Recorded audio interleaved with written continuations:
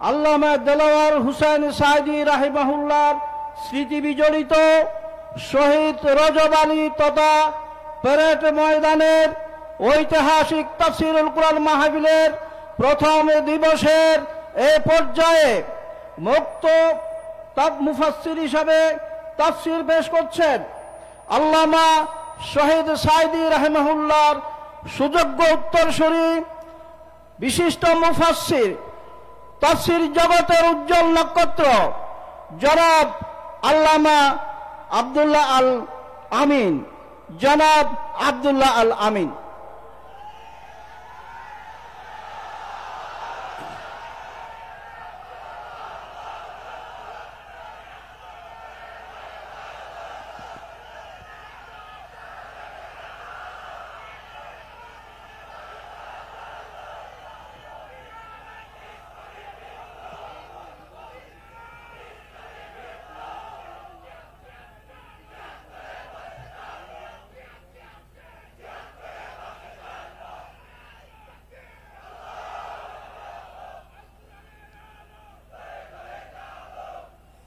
السلام عليكم ورحمة الله وبركاته.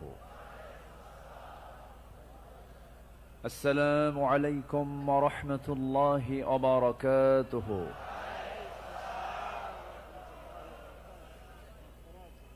إن الحمد لله الأكرم الذي خلق الإنسان وكرم وعلمه من البيان ما لم يعلم،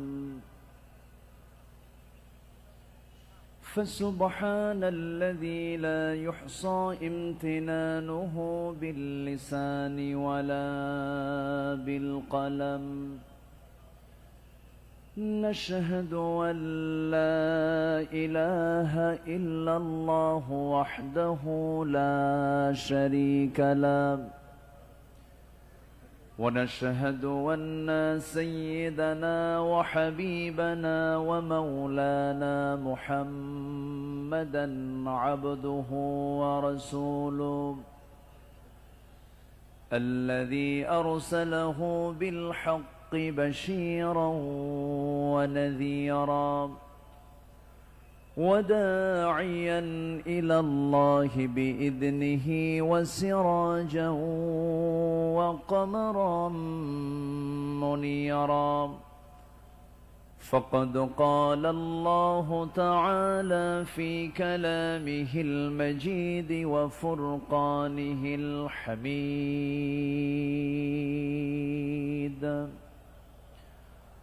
أعوذ بالله من الشيطان الرجيم. بسم الله الرحمن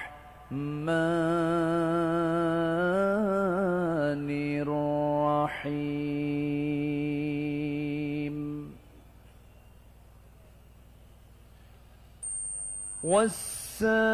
والسابقون الأولون من المهاجرين والأنصار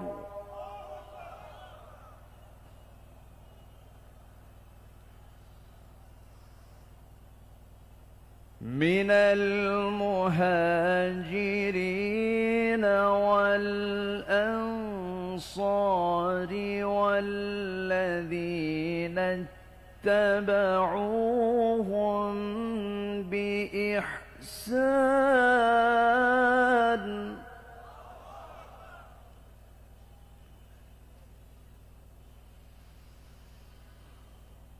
رضي الله عنهم ورضوا عنه وأعد لهم جنات تجري من تحتها الأنهار خالدين فيها أبدا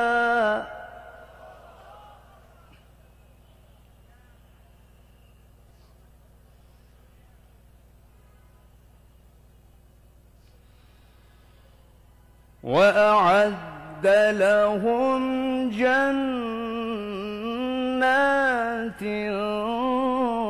تجري من تحتها الأنهار خالدين فيها أبدا.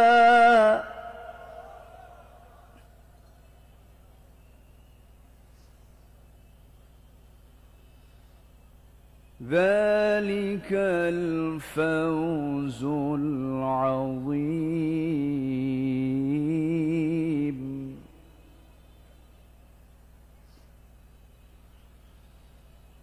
الله أكبر.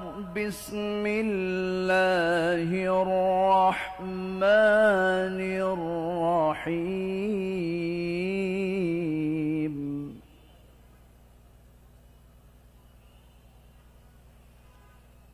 إن الله وملائكته يصلون على النبي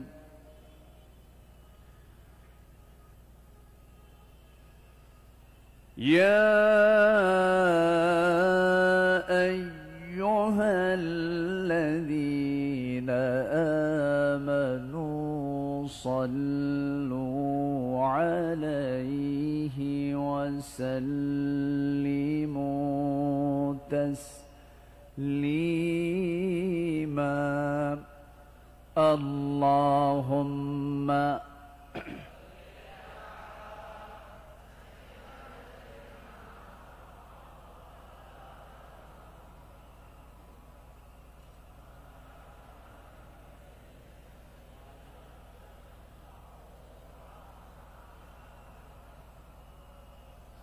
একটু মোহাম্মত দিয়ে নবীর প্রেমে মাতোয়ারা হয়ে জবান খুলে আওয়াজ দিয়ে সবাই বলুন আল্লাহুম্মা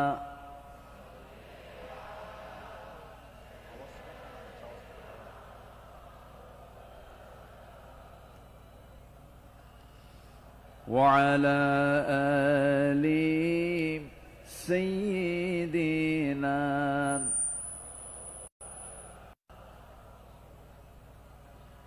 সবাই বলুন বালাগাল উলা বিকামালিহি কাশাফাত তুজা বিজামালিহি حسنت جميع خصاله سلوا سراج الملة تمهي فخر دو عالم دلبار مولاه شريف الأنبياء نسخا كل أديان دخره بلغ العلا بكماله كشف التجا بجماله حسنت جميع خصاله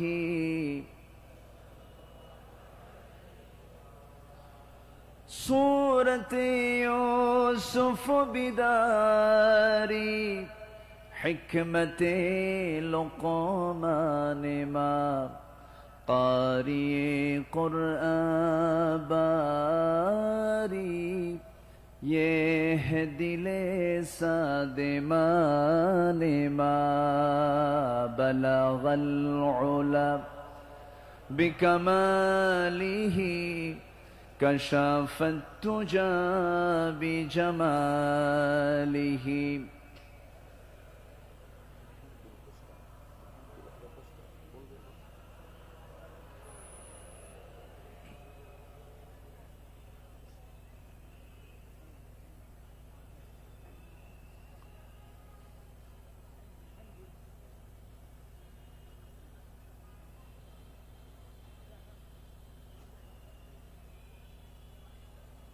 চট্টগ্রামের ইসলামী সমাজ কল্যাণ পরিষদ, চট্টগ্রাম মাহফিল ইন্তেজামিয়া কমিটি কর্তৃক আয়োজিত 5 দিনব্যাপী ঐতিহাসিক তাফসীরুল কুরআন মাহফিল 2025 ঐতিহাসিক প্যারেড ময়দানে অনুষ্ঠিত। আজকের এই মহৎ আয়োজনের মহতী মাহফিলের সম্মানিত সুযোগ্য সভাপতি, ইসলামী সমাজ কল্যাণ পরিষদ চট্টগ্রামের সম্মানিত সাহেবে সদর, শিক্ষাবিদ অধ্যক্ষ মোহাম্মদ তাহের সাহেব, আজকের মাহফিলের বরেণ্য অতিথিবৃন্দ, বিশেষ করে আমার ডান পাশে উপবিষ্ট আছেন দক্ষিণ এশিয়ার বৃহত্তম ইসলামী সংগঠন বাংলাদেশ জামাত ইসলামীর চট্টগ্রাম মহানগরীর সম্মানিত আমির, মজলুম জননেতা, শিক্ষাবিদ, গবেষক জনাব শাহজাহান চৌধুরী হাফিজাহুল্লাহ। আজকের মাহফিল উপস্থিত হাজারাত উলামায়ে কেরাম, ফদলা ইজম, সুশীল সমাজ, জাতির শ্রেষ্ঠ সন্তান শিক্ষক মণ্ডলী, জাতির বিবেক সাংবাদিক বৃন্দ, প্রশাসনের দায়িত্ব নিয়োজিত কর্মকর্তা বৃন্দ, আজকের মাহফিলের প্রধান আকর্ষণ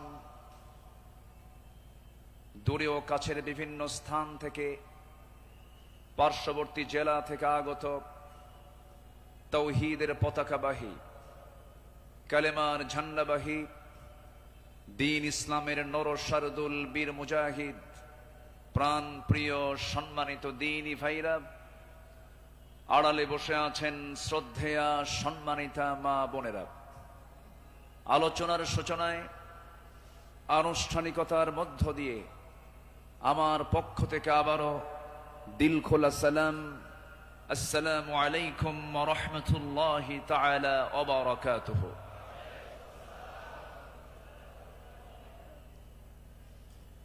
সবাই কেমন আছেন? ওনারা বেগুন কেন আছেন? যে আইকম আছি আলহামদুলিল্লাহ। আল্লাহ তাআলা আমাকে আপনার সাথেই তো বসে রেখেছেন, বলি আলহামদুলিল্লাহ। মহান রব্বে করিমের দরবারে লাখ কোটি শুকরিয়া যে মহান আল্লাহ সুবহানাহু ওয়া তাআলা দীর্ঘ 18 বছর পরে, 1.5 যুগ পরে এই মাঠে কোরআন শোনার এমন একটি অনুকূল পরিবেশ যে মহান রব্বে করিম করে দিলেন, সেই মহান জাল্লা শানুহুর দরবারে আমরা সবাই লাখ কোটি শুকরিয়া আদায় করছি। মুহাব্বাতান জোরালো কণ্ঠে বলে উঠছি আলহামদুলিল্লাহ। চিৎকার মেরে বলছি আল্লাহুম্মা ইন্নী আসআলুকা আল হুদা ওয়াত তুকা ওয়াল আফাফা ওয়াল গিনা।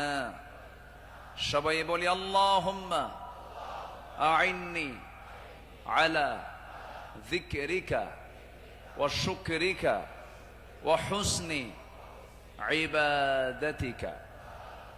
আমরা আল্লাহ তাআলার শুকর আদায় করে নিলাম। সম্মানিত হাজিরিন, এই মাহফিলের যিনি যিনি শুরু করেছেন, এই মাহফিল যাকে দিয়ে আলোচনা শুরু হয়েছে, শহীদ আল্লামা দেলওয়ার হুসাইন সাইদি রাহিমাহুল্লাহ। তিনি সর্বশেষ এই ময়দানে কথা বলেছেন 2006 সালে। এরপর পৃথিবীতে বেঁচে থাকার পরেও তিনি এই মাহফিল আসতে পারেন নাই। তিনি আসতে চেয়েছেন কিন্তু আসতে দেওয়া হয় নাই। তিনি আজকে আমাদের মাঝ থেকে বিদায় নিয়েছেন। তিনি আলমে বারজাখে আছেন। শুরুতেই আমরা তার রূহের মাগফিরাত কামনা করছি। আল্লাহ তুমি তার কবরটাকে জান্নাতের টুকরা বানায়া দাও।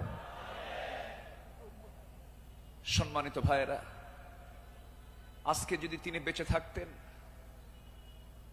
এই চেয়ারে বসার যোগ্যতা তো আমাদের নাই।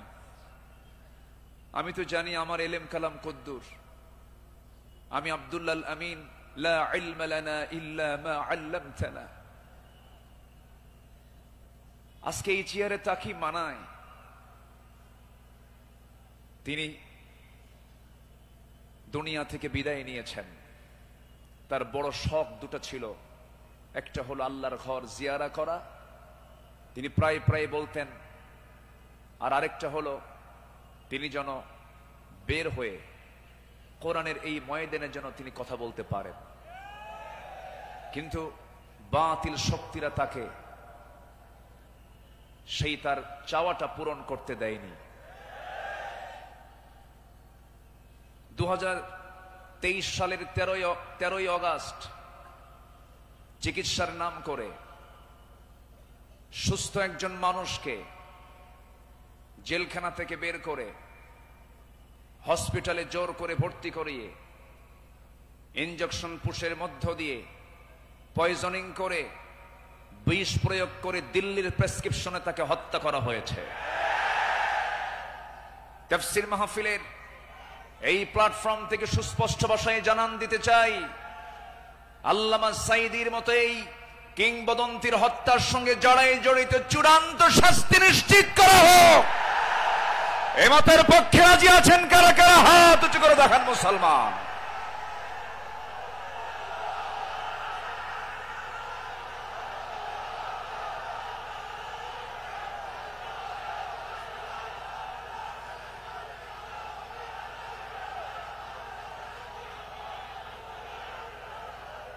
বসুন।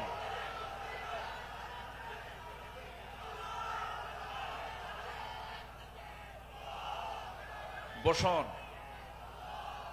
সম্মানিত ভাইয়েরা, আজকের এই তাফসীর মাহফিলে তার নাম, জি বসুন বসুন বসুন বসুন। আজকের এই তাফসীর মাহফিলে তার যদি নামটা না নেওয়া হয় শুরুতে, বড় কৃপণতা হয়ে যাবে। সম্মানিত বন্ধুগণ, এই মাহফিল আবার 1.5 যুগ পরে শুরু হলো। এই মাহফিলকে তুমি আল্লাহ কিয়ামত পর্যন্ত কবুল করে নাও। এই মাহফিলের শুরু থেকে নিয়ে আজ পর্যন্ত যারা জড়িত আছেন, যারা বেঁচে আছেন, তাদের প্রতি খাস রহমত নাজিল করো, এবং যারা দুনিয়া থেকে বিদায় নিয়েছেন কবরগুলোকে জান্নাতের নূর দিয়ে মুনাফার করে দাও।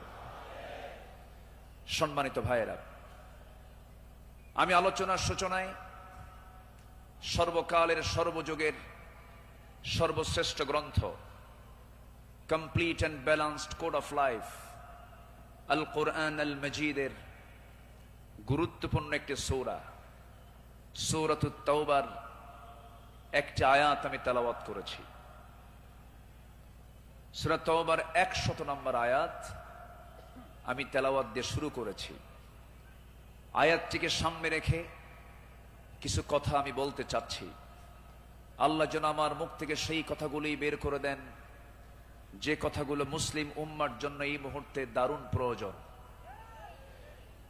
সম্মানিত হাজিরিন, এই পৃথিবীতে শ্রেষ্ঠ মানুষ হচ্ছেন আম্বিয়ে কেরাম, এবং পৃথিবীর প্রথম মানুষও একজন নবী ছিলেন,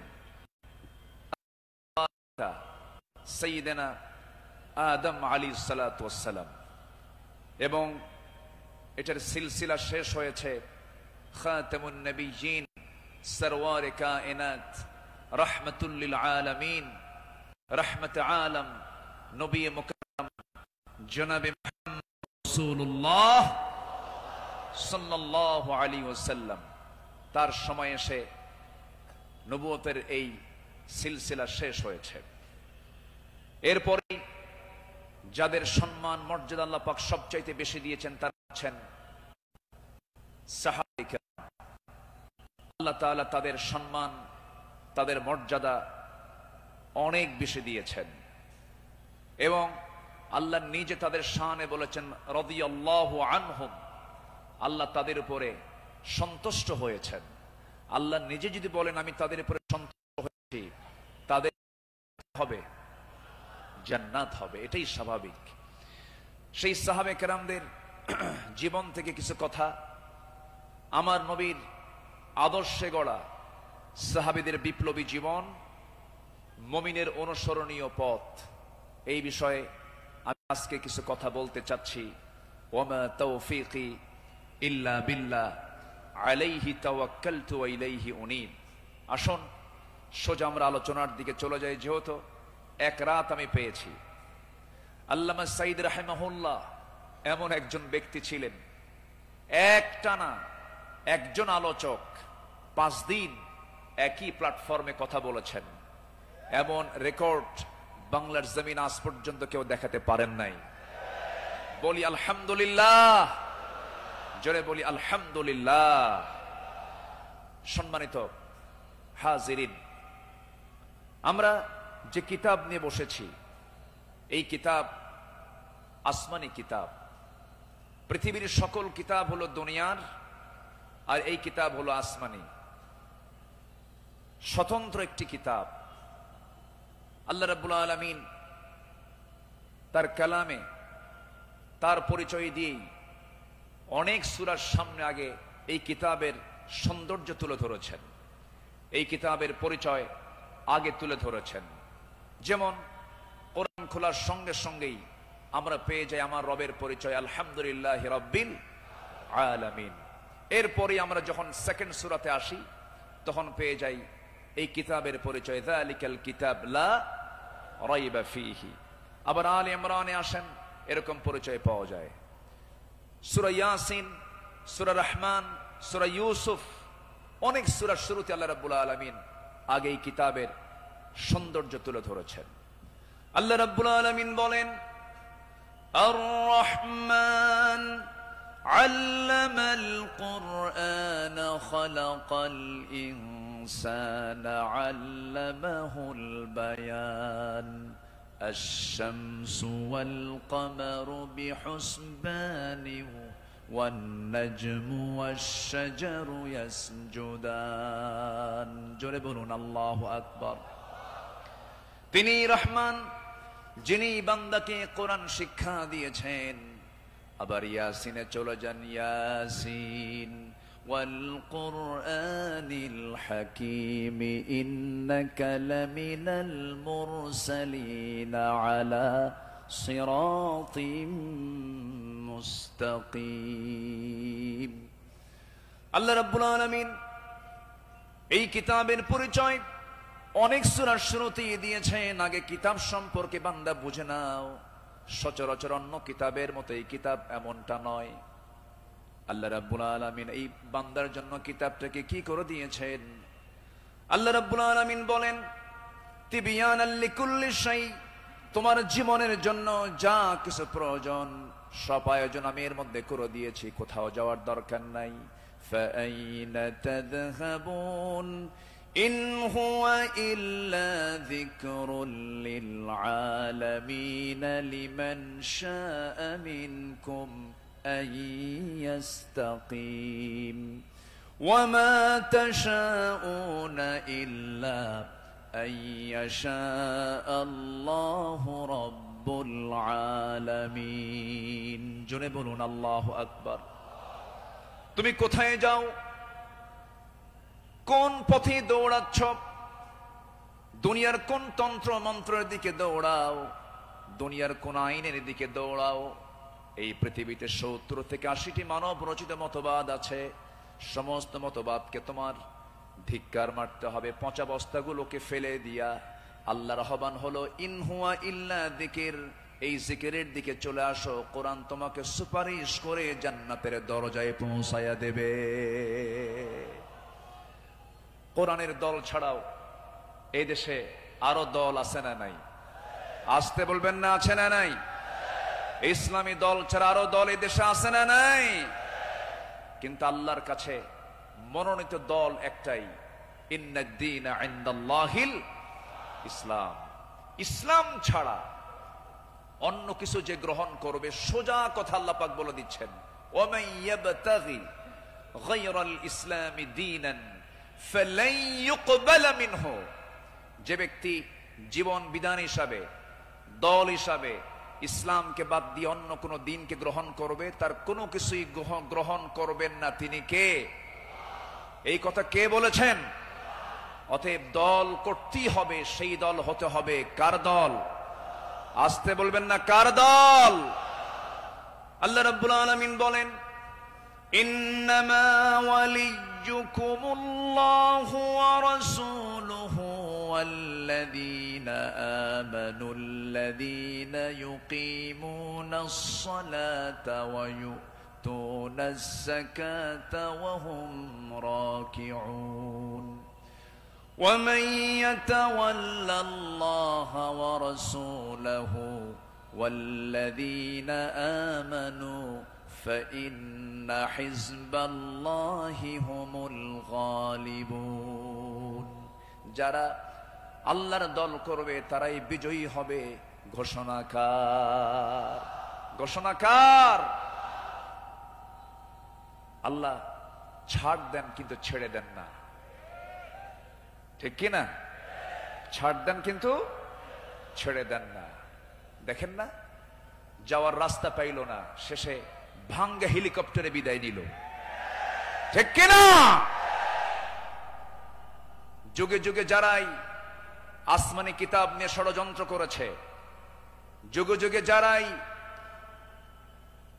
জগতের শ্রেষ্ঠ সন্তান আলেমদেরকে নিয়ে ষড়যন্ত্র করেছে, তাদের অবস্থায় ফিরআউনদের মতো হয়েছে, হামানদের মতো হয়েছে, নমরুদদের মতো হয়েছে। সম্মানিত ভাইরা, এই কোরআনকে আমরা মানব শুধু নামাজে না সমাজেও? এই কোরআনকে মানতে হবে এক জায়গায় না সব জায়গায়?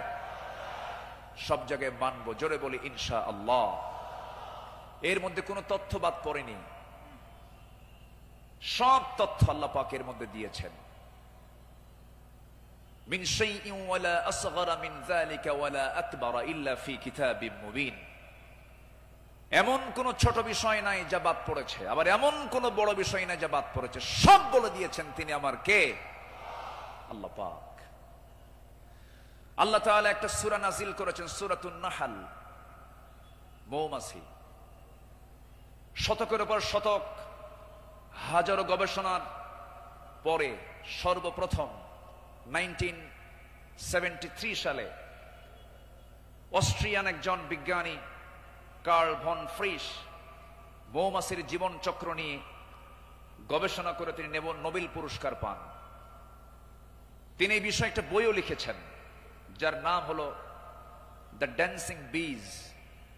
তিনি সর্বপ্রথম ফটোগ্রাফির মাধ্যমে প্রমাণ করে দেখিয়েছেন মূলত ফিমেল ওয়ার্কার বি, মধু সংগ্রহ এবং মৌচাক নির্মাণের মূল কর্মী তারা। অথচ মহান রব্বুল আলামিন আজ থেকে ১৫০০ বছর আগে এই নারী কর্মী মৌমাছির কথা জানিয়ে দিয়েছেন কোরআনে ১৫০০ বছর আগে। জোরে বলি সুবহানাল্লাহ। আল্লাহ রব্বুল আলামিন বলেন, وَأَوْحَى رَبُّكَ إِلَى النَّحْلِ أَنِ اتَّخِذِي مِنَ الْجِبَالِ بُيُوتًا وَمِنَ الشَّجَرِ وَمِمَّا يَعْرِشُونَ। জোরে বলুন আল্লাহু আকবার। আমার বন্ধুগণ, নাম্বার 2 হলো আল্লাহ রাব্বুল আলামিন এই মৌমাছি যে তথ্যগুলো দিয়েছেন সেই তথ্যের হালে এসে তারা বলতেছে কিন্তু ১৫০০ বছর আগে আল্লাহ রাব্বুল আলামিন তা জানিয়ে দিয়েছেন। আল্লাহ রানী মৌমাছিকে স্ত্রী মৌমাছিকে ওহী দিয়ে জানাচ্ছেন, তুমি পাহাড়ে, গাছে এবং তারা যে গৃহ নির্মাণ করে তাতে নিবাস তোমরা বানায় নাও। জোরে বলি সুবহানাল্লাহ।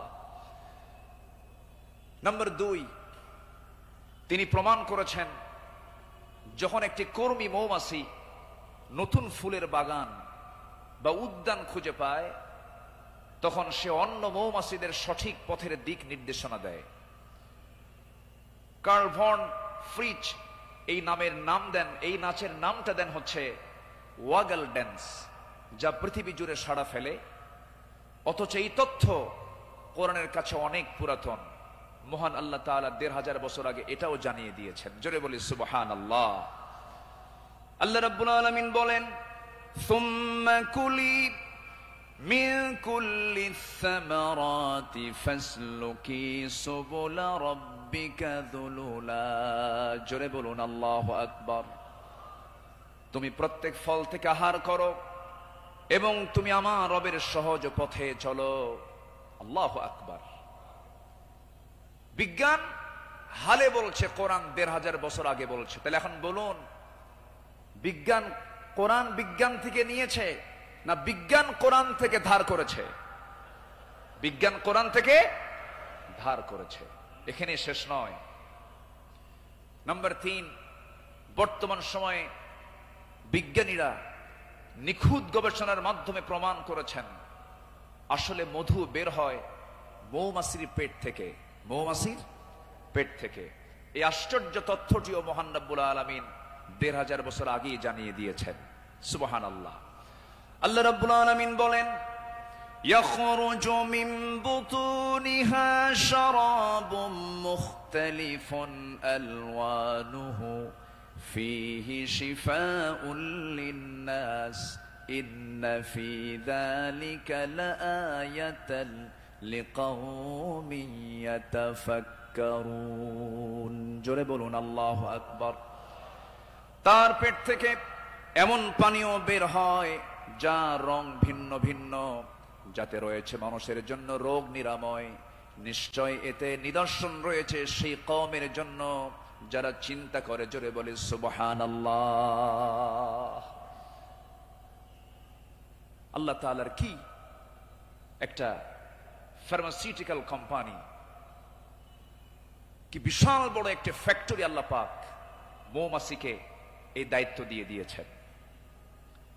1 পাউন্ড মধু বানাতে 550 মৌমাছিকে প্রায় 20 লাখ ফুলে ভ্রমণ করতে হয়। সুবহানাল্লাহ বলবেন না? সেখানে একটা কর্মী মৌমাছিকে 80,000 কিলোমিটার পথ অতিক্রম করতে হয়। অন্য একটি গবেষণায় এসেছে 14.5 লাখ কিলোমিটার পথ অতিক্রম করতে হয়, যা দিয়ে পুরো পৃথিবীটাকে 3 বার প্রদক্ষিণ করা সম্ভব।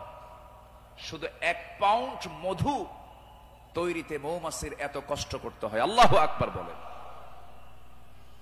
মহান আল্লাহ তাআলা এই মৌমাছির মধ্যে সঠিক পরিমিত তাপমাত্রা বোঝার মতো আশ্চর্য একটা ক্ষমতা দিয়েছেন।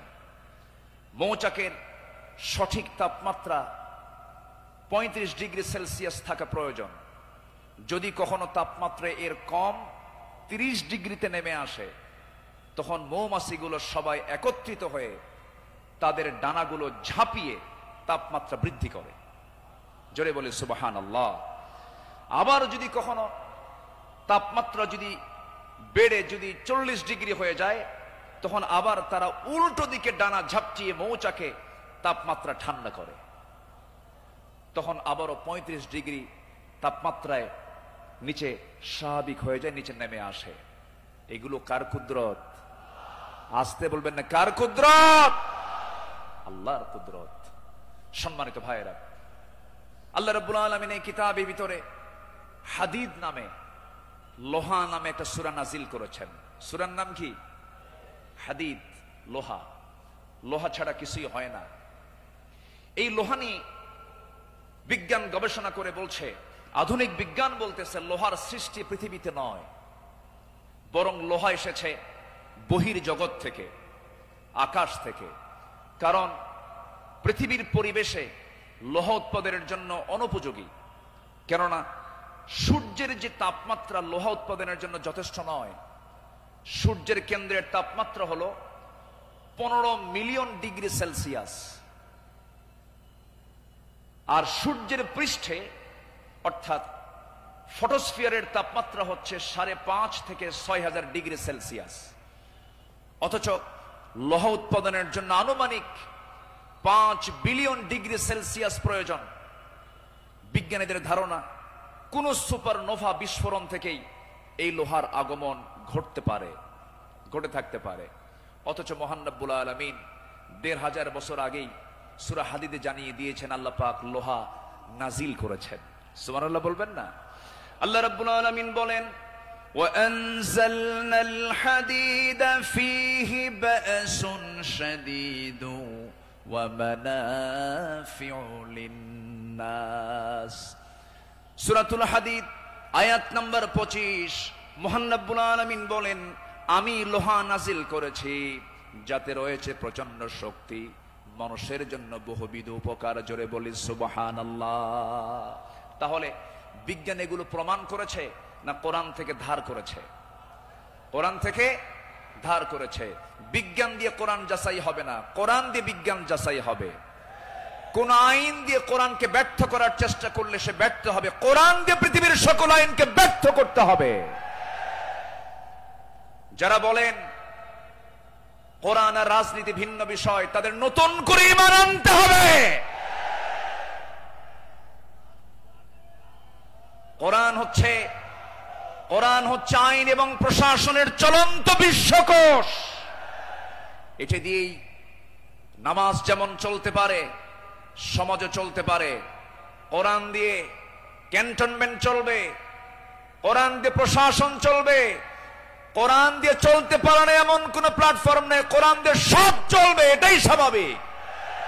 এই বিশ্বাস যার আছে তার ঈমান আছে, এই বিশ্বাস যার নাই তার ঈমান নাই, নাই, নাই।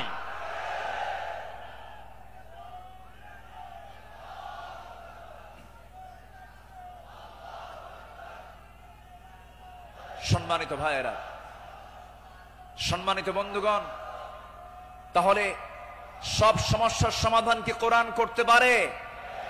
আসতে বলবেন না, পারে।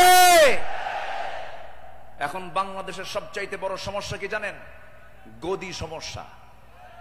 কি সমস্যা বলেন? গদি সমস্যার সমাধান তো মনে হয় কোরআনে নাই। একটা আয়াত আছে, আয়াতুল কুরসি। আয়াতুল কুরসি। কুরসিউন মানে কি? গদি। কুরসিউন মানে কি? গদি। গদিটা মূলত কার? আসতে বলবেন না, গদিটা মূলত কার? আল্লাহ। ক্ষমতা কারোই না, ক্ষমতা একমাত্র কার? আল্লাহ। কোরআন সম্পর্কে সংক্ষিপ্ত একটা ধারণা আল্লাহর সিস্টেম মতোই, আল্লাহ এই পদ্ধতিতেই তিনি আলোচনা করেছেন। কোরআনে তার কথাগুলো এইভাবে আসছে। আসুন আমরা এখন মূল ওই আয়াতটার দিকে আমরা চলে যাচ্ছি।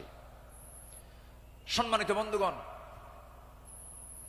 আমার নবীর আদর্শে গড়া সাহাবীদের বিপ্লবী জীবন, মুমিনের অনুসরণীয় পথ। আমাদের পথ তো সেই পথ যে পথে আমার রাসূল চলেছেন, যে পথে সাহাবীরা চলেছেন। এই পথ ছাড়া আমাদের দ্বিতীয় কোনো পথ আছে? আসতে বলবেন না, আছে। সেই সাহাবীদের সম্মানটা কত!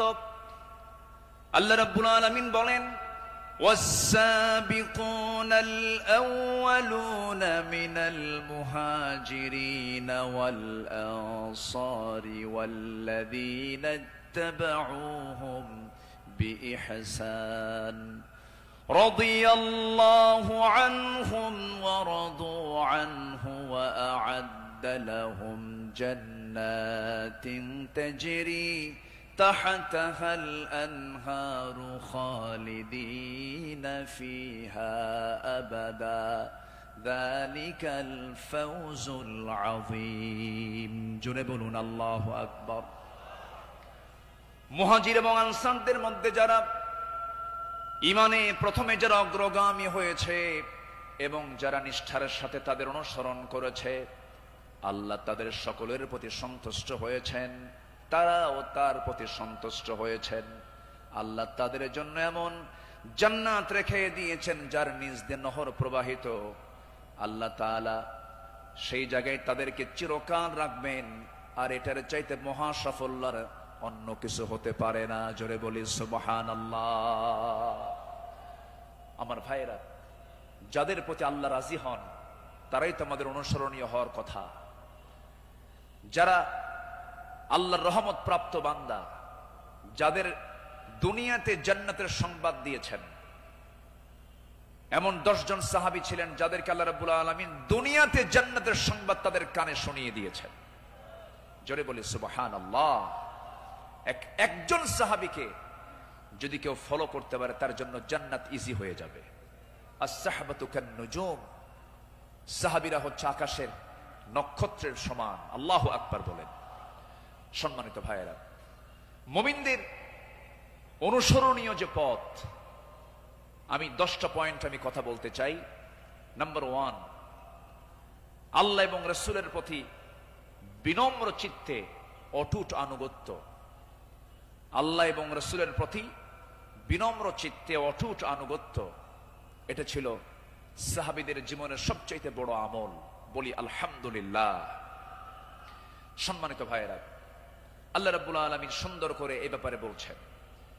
আল্লাহ রাব্বুল আলামিন বলেন, ইয়া আইয়ুহাল্লাযীনা আমানু আতিউল্লাহা ওয়া রাসূলাহু ওয়া লা তাওয়াল্লাউ আনহু ওয়া আনতুম তাসমাউন। জোরে বলুন আল্লাহু আকবার। সূরাতুল আনফাল আয়াত নাম্বার 20, মহান রব্বুল আলামিন বলেন, হে বিশ্বাসীরা, তোমরা আল্লাহ এবং তার রাসূলের তোমরা আনুগত্য করো। তার নির্দেশ শ্রবণ করার পরেও তার আনুগত্য থেকে তোমরা কখনো মুখ ফিরিয়ে নেবে না। আল্লাহ রাব্বুল আলামিন সুন্দর করে হুকুম আকারে দিয়েছেন। আমার বন্ধুগণ, আনুগত্য ছাড়া, ইত্তেবা ছাড়া বান্দা কখনো জান্নাত পেতে পারে না। মহান রব্বুল আলামিন আরেক জায়গায় সুন্দর করে কমন একটা আয়াত বলে দিয়েছেন, ইন কুনতুম তুহিব্বুনাল্লাহা ফাত্তাবিউনি ইউহিব্বুকুমুল্লাহু ওয়া ইয়াগফির লাকুম যুনুবাকুম ওয়াল্লাহু গফুরুর রহিম। জোরে বলুন আল্লাহু আকবার। কি মুহাম্মদ সে ওয়াফা तूने तो हम तेरे है, ये है जहां चीज है क्या लौह कलम तेरे है। মুহাম্মদ কে যদি ভালোবাসো, ভালোবাসা পাবে আমার।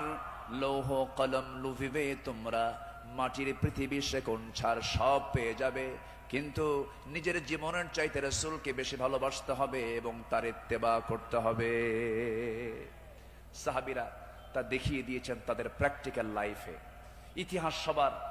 ইতিহাস তো একই, সবার কম বেশি জানা আছে। একজন সাহাবী ছিলেন যিনি রাসূলকে কি পরিমাণ ভালোবেসেছেন।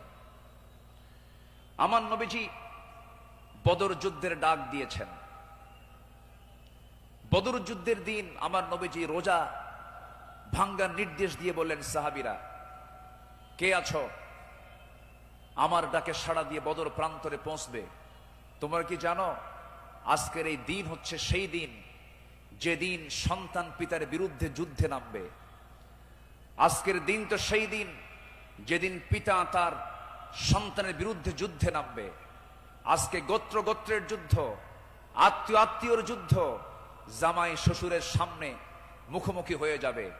তোমরা কি পারবে আজকের এই যুদ্ধের ময়দানে আমার আনুগত্যের মধ্য দিয়ে বাতিলদের মোকাবেলা করতে? সাহাবীরা সামনে দাঁড়িয়ে বললেন, ইয়া রাসূলুল্লাহি, আমরা রোজাও রাখবো, বাতিলদের বিরুদ্ধে মোকাবেলার সামনে দাঁড়িয়ে যাব।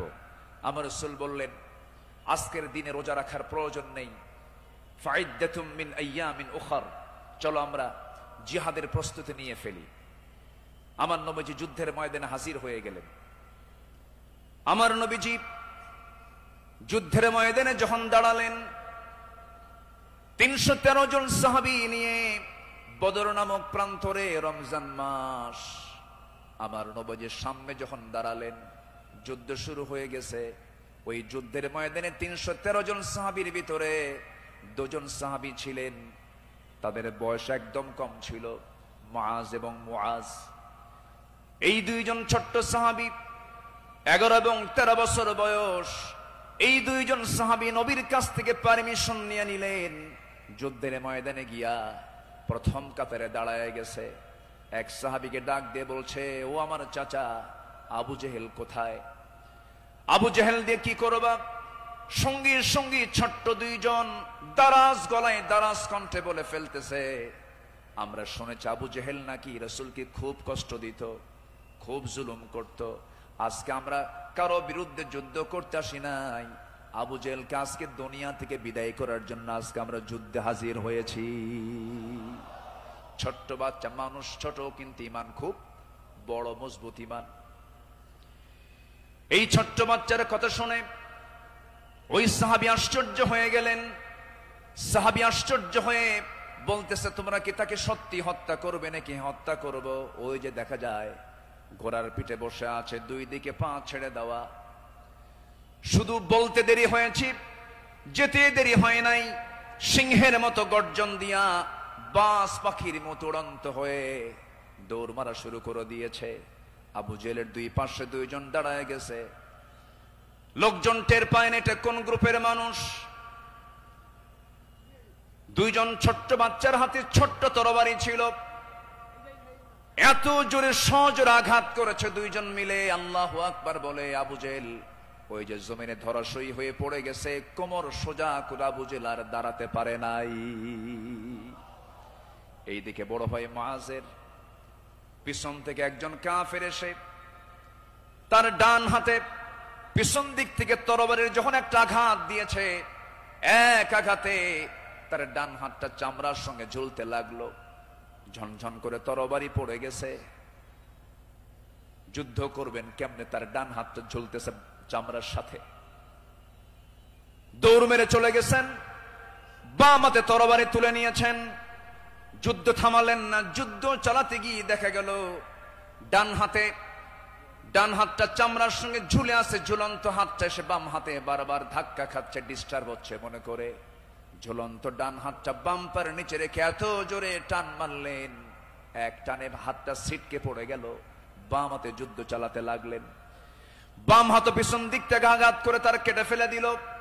ঝনঝন করে তরবারি পড়ে গেছে, আর যুদ্ধ করতে পারছেন না। যুদ্ধ করবেন কেমনে? দুই হাতিতে চলে গেছে। আরেকজন কাফের এসে গর্দান বরাবর যখন আঘাত এনেছে, দুনিয়া থেকে এই ছোট্ট 13 বছরের নাবালক সন্তান দুনিয়া থেকে বিদায় নিয়ে গোটা বিশ্ববাসীকে জানান দিচ্ছে, ও পৃথিবীর মানুষ, আমরা দিন কায়েমের জন্য যে জীবন দিলাম, এমন করেই দিন কায়েমের পথে জীবনটা দিতে হয়। জোরে বলি সুবহানাল্লাহ, আরো জোরে বলি সুবহানাল্লাহ, আরো জোরে বলি সুবহানাল্লাহ। একটু জিকির করি লা ইলাহা,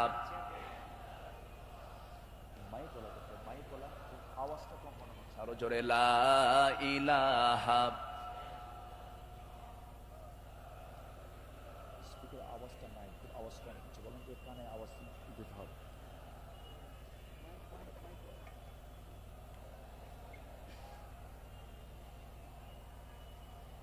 আওয়াজটা বাড়াও, আওয়াজটা দাও, আওয়াজ কমে গেছে। আরো জোরে লা ইলাহা, আরো জোরে লা ইলাহা, লা ইলাহা, লা ইলাহা ইল্লাল্লাহু মুহাম্মাদুর রাসূলুল্লাহ সাল্লাল্লাহু আলাইহি ওয়াসাল্লাম। আমার বন্ধুগণ, আমার নবীজি আল্লাহর পথে যত হাজারো বিপদ এসেছে, বিনম্র চিত্তে অটুট আনুগত্য আমার নবীজি আল্লাহর করেছেন। তার বড় একটা প্রমাণ হলো, একটু শুনুন কান লাগায়। কতগুলো শুনেছি, বারবার শোনার প্রয়োজন আছে। নবীজি তার জীবনের সবচাইতে বেশি মার খেয়েছেন দুই জায়গায়।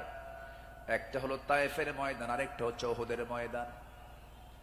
তায়েফের ময়দানের আঘাতটা আমার নবীজির যে পরিমাণ লেগেছিল, মাথা থেকে পা পর্যন্ত ক্ষত বিক্ষত হয়ে পড়েছিল। এমন কোন জায়গা নাই যে জায়গায় নবীজির দাগ ছিল না। ওহদের ময়দানে তিনি দাঁত হারিয়েছেন।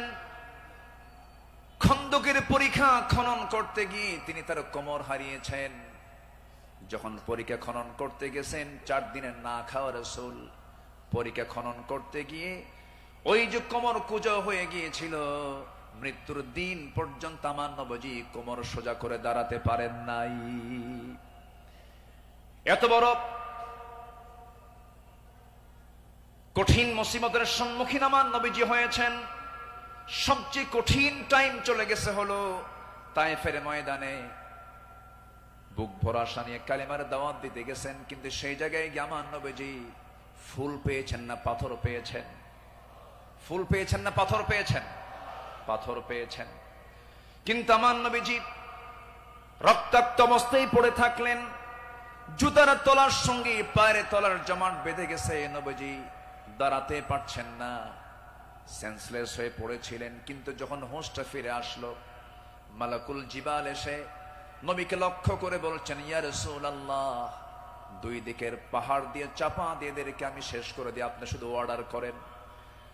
জবাবে আমার রাসূল বললেন, লা বাল আরজু আন ইউখরিজাল্লাহ মিন আসলাবিহিম মান ইয়াবুদুল্লাহ ওয়াহদাহু লা ইউশরিকা বিহি শাইআন। সহিহ মুসলিমের হাদিস এসেছে, রাসূল বললেন, না না ও ফেরেশতা, এদেরকে চাপা দিয়ে মেরো না। আমি আশা করি এদের ওরস থেকে যে সন্তান জন্ম নেবে তারা আল্লাহর ইবাদত করবে। জোরে বলি সুবহানাল্লাহ। রাসূল তাদেরকে মাফ করে দিয়েছেন। আমার বন্ধুগণ, আমার নবীজি আনুগত্য কাকে বলে আল্লাহ রাসূল তা শিখিয়ে দিয়েছেন, সাহাবাদের জীবনে তা শিখিয়ে দিয়েছেন। সাহাবে কেরাম রাসূলকে জীবন দিয়ে ভালোবেসেছেন। মিকদাদ রাদিয়াল্লাহু তাআলা আনহু রাসূলকে সামনে দাঁড় করিয়ে বলছেন, ইয়া রাসূলুল্লাহি ওয়াল্লাহি ইয়া রাসূলুল্লাহ লা নাকুলু কামা ক্বালাত বানু ইসরাঈল লিমূসা ফাযহাব আনতা ওয়া রাব্বুকা ফাকাতিলা ইন্না হাহুনা কাঈদুন ওয়ালাকিন্নানা নুকাতিলু আন ইয়ামিনিক ওয়া আন ইয়াসারিক ওয়া মিন বাইনি ইয়াদাইক ওয়া মিন খালফিক। জোরে বলি আল্লাহু আকবার। হে রাসূল, আমাদের কেমন পাবেন না? যেমন করে মুসার উম্মত মুসাকে বলেছেন, এমন করে আমরা তা বলবো না, আপনাকে বলবো। আমরা আপনার ডান থেকে বাম থেকে সামনে থেকে পিছন থেকে যখন ডাক দিবেন বাতিল শক্তির মোকাবেলায় ঝাঁপ দিয়ে পড়বো। জোরে বলি আল্লাহু আকবার। আমার নবীর চেহারায় আনন্দের ঝলকানি প্রকাশ পেল। সাহাবীরা আমার নবীর চতুর্পার্শ্বে সবসময় ছায়া দিয়ে রেখেছেন। জীবনের চাইতে তারা রাসূলকে বেশি ভালোবেসেছেন। আনুগত্য কাকে বলে? এই পৃথিবীতে প্রধান কাতারে যারা ছিলেন তারা হচ্ছেন সাহাবে কেরাম। সাদ ইবনে মুআজ রাদিয়াল্লাহু তাআলা আনহু বদর যুদ্ধের দিন মৃত্যুর ভয় না করে নবীর আনুগত্যে দাঁড়িয়ে দীপ্ত কণ্ঠে বলেছিলেন, ফাওয়াল্লাযী বাআসাকা বিল হক লাউ ইসতা'রাদতু বিনা হাযাল বাহরা ফাকুদতাহু লাখুদনাহু মা'আক। সেই সত্যের কসম যিনি আপনাকে সত্য সহ প্রেরণ করেছেন, যদি আপনি আমাদেরকে আজকে সমুদ্রের দিকে অগ্রসর হতে বলেন তাতেও প্রবেশ করেন, আমরা সাথে সাথে আপনার অনুসরণ করে আমরাও সমুদ্র বক্ষে ঝাঁপ দেব, কোনো পরোয়া করব না। জোরে বলি আল্লাহু আকবার। আমার বন্ধুগণ, নাম্বার 2 আমরা চলে আসি দান এবং দানশীলতায় রাসূলের আদর্শ এবং সাহাবীদের অনুসরণ।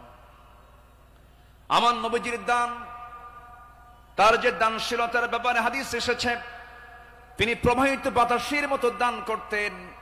কানা রাসূলুল্লাহ সাল্লাল্লাহু আলাইহি সাল্লাম আজওয়াদান নাস ফালা রাসূলুল্লাহ সাল্লাল্লাহু আলাইহি সাল্লাম আজওয়াদু বিল খাইর মিনার রিহিল মুরসালা।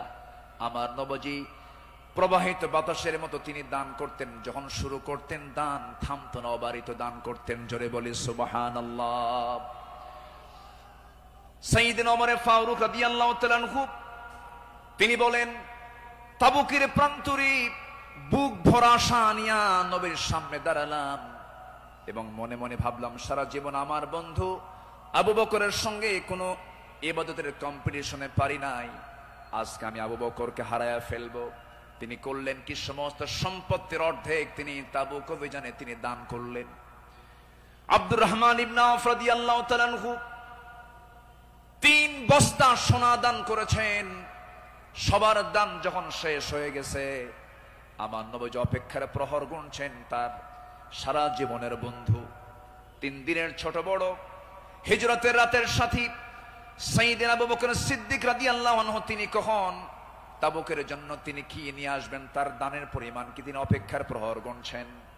নবীর সামনে যখন এসে দাঁড়ালেন, রাসূল লক্ষ্য করে বলছেন, ইয়া আবা বকর মা আবকাইতা লিহালিক, হে আমার আবু বকর, তোমার পরিবার পরিজনের জন্য তুমি কি রেখে এসেছো?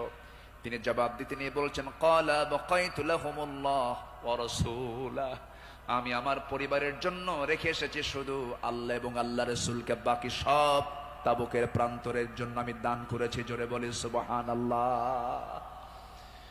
আমার নবীজি তার শানে বলেছেন, ওমা নাফানি মালু হাদিন কাত মা নাফানি মালু আবি বকর, আমার আবু বকরের অর্থ দিয়ে আমার যেমন উপকার হয়েছে এমন উপকার আমার অন্য কারো দিয়ে হয় নাই। প্রতিটি মানুষের ইহসান পরিশোধ করতে পেরেছি আমি, রাসূল নিজে পরিশোধ করতে পেরেছি, কিন্তু আমার আবু বকরের ইহসান সমূহ এমন যে তার প্রতিদান কেবল আল্লাহ ছাড়া কেউ প্রতিদান দিতে পারবে না। জোরে বলি সুবহানাল্লাহ। আমার ভাইয়েরা, আল্লাহ রাব্বুল আলামিন সন্তুষ্টির জন্য বান্দাকে জানিয়ে দিচ্ছেন, বান্দা তোর দানটা হবে শুধুমাত্র আমার জন্য, দানের পুরস্কার হলো জান্নাত। সাহাবে কেরাম তা শিখিয়ে দিয়েছেন। আল্লাহ রাব্বুল আলামিন বলেন, মাসালুল লাযীনা ইউনফিকুনা আমওয়ালাহুম ফি সাবিলিল্লাহি কামাসালি হাববাতিন أنبتت 7 سنابل في كل سنبلة 100 حبة والله يضاعف لمن يشاء والله واسع عليم। জোরে বলুন আল্লাহু আকবার। যারা আল্লাহর পথে তাদের সম্পদ ব্যয় করে, তাদের উপমা হলো একটা বীজের মতো যা উৎপন্ন করলো 7টা শীষ, প্রতিটি শীষে রয়েছে 100 দানা। তারা আর আল্লাহ যাকে চান তার জন্য এমন করেই বাড়িয়ে দেন। আল্লাহ হচ্ছেন সবচাইতে প্রাচুর্যময় এবং সর্ব বিষয়ে জ্ঞানী। জোরে বলি সুবহানাল্লাহ। নাম্বার 3 হলো আদল এবং ইহসানের মূর্ত প্রতীক ছিলেন রাসূল এবং সাহাবে কেরাম। আদল কাকে বলে, ইনসাফ কাকে বলে, ইহসান কাকে বলে, যদি আমরা মডেল হিসেবে গ্রহণ করব আমার নবী এবং সাহাবে কেরামকে, আল্লাহ রাব্বুল আলামিন এই শানে বলেছেন, ইন্নাল্লাহা ইয়া'মুরু বিল আদলি ওয়াল ইহসানি ওয়া ইতা'i যিল কুরবা ওয়া ইয়ানহা আনিল ফাহশাই ওয়াল মুনকারি ওয়াল বাগি ইয়া'iদুকুম লা'আল্লাকুম তাযাক্কারুন। জোরে বলুন আল্লাহু আকবার। আমার বন্ধুগণ, আদালত কাকে বলে? সাইয়েদনা ওমর ফারুক রাদিয়াল্লাহু তাআলা আনহু অর্ধ দুনিয়ার শাসনকর্তা, তিনি একদিন ঘোড়া কিনতে গেছেন বাজারে। কি কিনতে গেছেন? ঘোড়া কিনতে গেছেন। আজকের বাজারে যেমন হোন্ডা কিনতে যায়, গাড়ি কিনতে যায়, আগের যুগে মানুষ কিনতে যেত কি? ঘোড়া। সাইয়েদনা ওমর ফারুকের প্রয়োজন, ঘোড়া কিনতে গেছেন। ঘোড়াওয়ালার সঙ্গে কথা বললেন, দামাদামি করে নিলেন, ঘোড়া একটা কিনলেন, দামটা দিয়ে দিলেন, কেনা বেচা হয়ে গেছে, চুক্তি সম্পন্ন হয়ে গেছে। ঘোড়া কিনে নিয়ে বাড়িতে চলে আসবেন। কয়েক মাইল ঘোড়ার পিঠে তিনি চড়েছেন, কয়েক মাইল আসতে না আসতেই তার ঘোড়ার 4টা পা অকেজ হয়ে গেছে। 4 পা যখন অকেজ হয়ে গেছে, সাইয়েদনা ওমর ফারুক একটু খেপে গেলেন, রেগে গেলেন। রেগে গিয়ে সোজা চলে গেছেন সেই ঘোড়াওয়ালার কাছে, গিয়ে বলছেন, ঘোড়াওয়ালা তুমি আমাকে এমন ঘোড়া দিলে কেন? যে ঘোড়াটা আমি 4-5 মাইল যেতে না যদি 4টা পায়ে তার অকেজ হয়ে গেছে, অসুস্থ ঘোড়া দিয়েছ, আমি এই ঘোড়া নেব না। সঙ্গে সঙ্গে ঘোড়াওয়ালা বলছেন, আমিরুল মুমিনিন, আমি আপনাকে যে ঘোড়াটা দিয়েছি সুস্থ ঘোড়া দিয়েছি। আপনি যখন আমার কাছ থেকে ঘোড়াটা কিনতে এসেছিলেন সেই সময় ঘোড়াটা সুস্থ ছিল, আপনার মালিকানা যাওয়ার পরে ঘোড়াটা অসুস্থ হয়ে পড়েছে। সাইয়েদনা ওমর ফারুক একটু খেপে গিয়ে বলছেন, অসুস্থ ঘোড়া আমি নেব না, ঘোড়া ফেরত নাও, টাকাটা আমাকে দিয়ে দাও। এবার ঘোড়াওয়ালা বলছে, আমিরুল মুমিনিন, আমি যত বলবো আপনি যত বলবেন কোনো ফায়সালা আসবে না। ঠিক আছে, আমার কথা এবং আপনার কথা দুটা নিয়ে আমরা চলুন, আমরা আদালতে যাই। কোথায় যাই? আদালতে চলে যাই। ইন্নাল্লাহ ইয়া'মুরু বিল আদল, আদালতের সম্মুখীন হয়ে যাই। সাইয়েদনা ওমর ফারুক রাদিয়াল্লাহু তাআলা আনহু তখন অর্ধ দুনিয়ার শাসনকর্তা। এই কথা শোনার সঙ্গে সঙ্গে তিনি তার সকল কথাকে তিনি অফ করে দিলেন, চুপ মেরে গিয়ে বলছেন, ঠিক আছে ঘোড়াওয়ালা, চলো আদালতে হাজির হই, চলো আদালতে ফয়সালা দিয়ে দেবে। চিন্তা করে দেখুন, অর্ধ দুনিয়ার শাসনকর্তা ওমর ফারুক সামান্য এক ঘোড়াওয়ালা মামলা দিচ্ছে, সেই মামলায় তিনি হাজির হচ্ছেন। চলে গেলেন আদালতে। আদালত চত্বরে গিয়ে যখন হাজির হলেন, বিচারালয়ের চেয়ারে বসা একজন কাজী যখন সাইয়েদনা ওমর ফারুককে দেখেছেন, দেখা মাত্রই তিনি দাঁড় হয়ে বলছেন, আমিরুল মুমিনিন, আপনি কেন আদালতে, কি হয়েছে? তিনি এবার বলছেন, বিচারপতি, আমি ঘোড়া কিনতে গেছি, ঘোড়া সে আমাকে অসুস্থ ঘোড়া দিয়েছে, আমি ঘোড়া নেব না, সেজন্য বিচার আদালত পর্যন্ত গড়িয়েছে, কি করা যায়?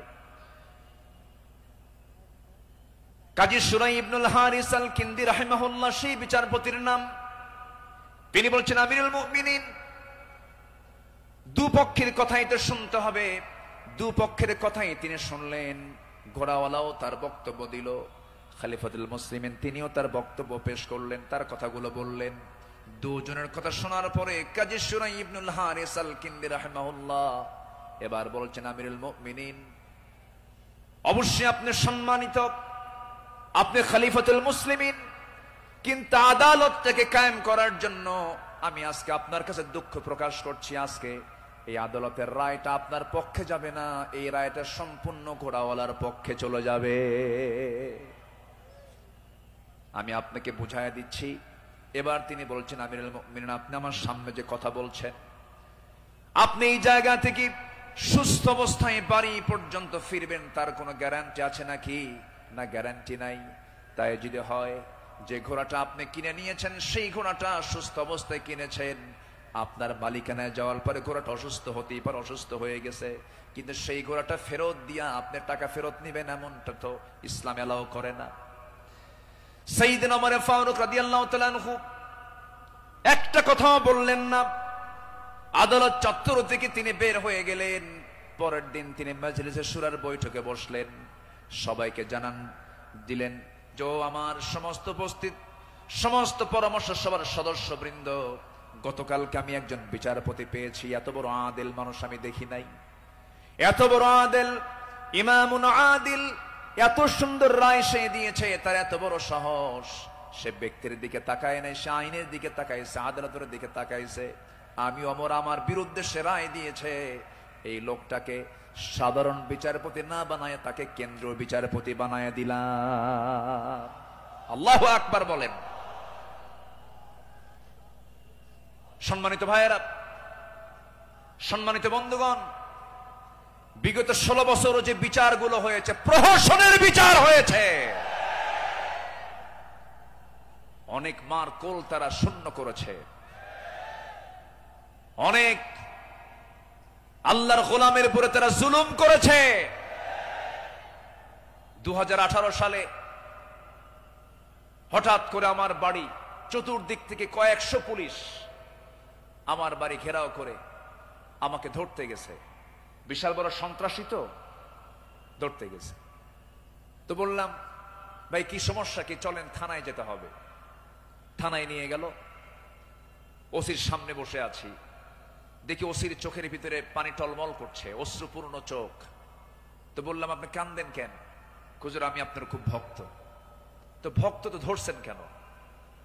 বলে যে কি করব হুজুর, চাকরি বাঁচান তো ফরজ, সন্তানাদি আছে, কি করব, উপর থেকে খুব চাপ, হুজুর আপনি আমাকে মাফ করে দিয়েন। কি করবেন, চাকরি বাঁচান তো ফরজ। আমি বললাম, চাকরি বাঁচান ফরজ, ইমান বাঁচান নফল। মামলা একখান দিয়া চালান দিয়ে দিল, কোর্টে না মঞ্জুর করলো, কোনো মঞ্জুর হবে না। সেখান থেকে নিয়ে চলে গেল জেলখানায়। জেলখানায় ঢুকলাম, ঢুকেই দেখি ৮০-৮৫ বছরের এক বুড়া মানুষ আমারে দেখে লম্বা একখান সালাম দিয়ে বলে, হুজুর আপনি জেলখানায় ঢুকলেন, খুব খুশি হলাম। তো বললাম, ঢুকলাম জেলখানায়, খুশি হলেন আপনি, ব্যাপারটা কি? বলে, হুজুর দূর থেকে ওয়াজ শুনি, দূর থেকে আলোচনা শুনি, কাছে যেতে পারি না, মুসাফা করতে পারি না, একটু মনের কথাগুলো বলবো তাও পারি না। কত সুন্দর আপনি আমার কাছে ধরা দিলেন, দোয়া করে জেলখানায় থাকেন। তো আমি এখন উল্টা মুরব্বীকে বললাম, চাচা আপনি জেলখানায় কেন এই বুড়া বয়সে, নাতিপুতি থুইয়া? তো বলতেছে, বাবা কি বলবো, বোমা হামলা, বোমা হামলা। কে মানে? আমার নামে বোমার মামলা দিয়েছে, আমি নাকি বোমা মেরেছি। বাবা বলো তো, এই ৮০ বছরের বুড়ার হাতে যদি বোমা তুলে দেওয়া হয়, সেই বোমা লক্ষ্যে যাবে না নিজের মাথায় পড়বে? এ আচরণ করেছে তারা ১৬ বছর। ফেরাউন বেঁচে ছিল, ফেরাউন পৃথিবীতে বেঁচে ছিল ১৬০০ বছর, এরা ছিল ১৬ বছর। সংখ্যার যে মিল হলো কেমনে বুঝলাম না। ফেরাউনের যে চরিত্র, এদের সেই একই চরিত্র তারা প্রকাশ করেছিল ১৬ বছর। দাড়ি দেখলেই, টুপি দেখলেই তাদেরকে জঙ্গিবাদীর তকমা লাগায় মামলা দিত। রাস্তার ফকির পর্যন্ত মামলার শিকার হয়েছে। আল্লাহ পাক একটা পরিবেশ আমাদেরকে উপহার দিয়েছেন, দিন কায়েমের কাজে আমরা এই পরিবেশকে কাজে লাগাবো। জোরে বলি ইনশাআল্লাহ, আরো জোরে বলি ইনশাআল্লাহ। আল্লামা সাঈদী তিনি দুনিয়া থেকে বিদায় নিয়েছেন, তার একটাই স্বপ্ন ছিল, এই বাংলার জমিন শাসন হবে কোন দিন? কোরআন দিয়া। এটাই তার স্বপ্ন ছিল। সেই স্বপ্ন পূরণ করার জন্য আল্লামা সাঈদীকে জীবন দিয়ে ভালোবাসেন আপনারা, আমি বিশ্বাস করি। কারণ ১০০ বছরের ইতিহাসে এমন রেকর্ড নাই। আল্লামা সাঈদীর শুধু ফাঁসির রায় দিয়েছিল, সেই রায়কে কেন্দ্র করে একই দিনে শতাধিক মুসলমান শাহাদাত বরণ করেছিল। সম্মানিত ভাইয়েরা, তার যে স্বপ্ন, এই দেশ আল্লাহর জমিন, আল্লাহর জমিন, আল্লাহর দিন কায়েম হোক, সেই জমিনে দিন কায়েম হওয়ার জন্য যদি বুকের তাজা প্রাণ ঢেলে দিতে হয়, বুকের তাজা রক্ত ঢেলে দিতে হয়, জানমাল দিতে হয়, সবাইকে রাজি আছেন? রাজি আছেন কারা কারা? হাত উঁচু করে দেখান মুসলমান।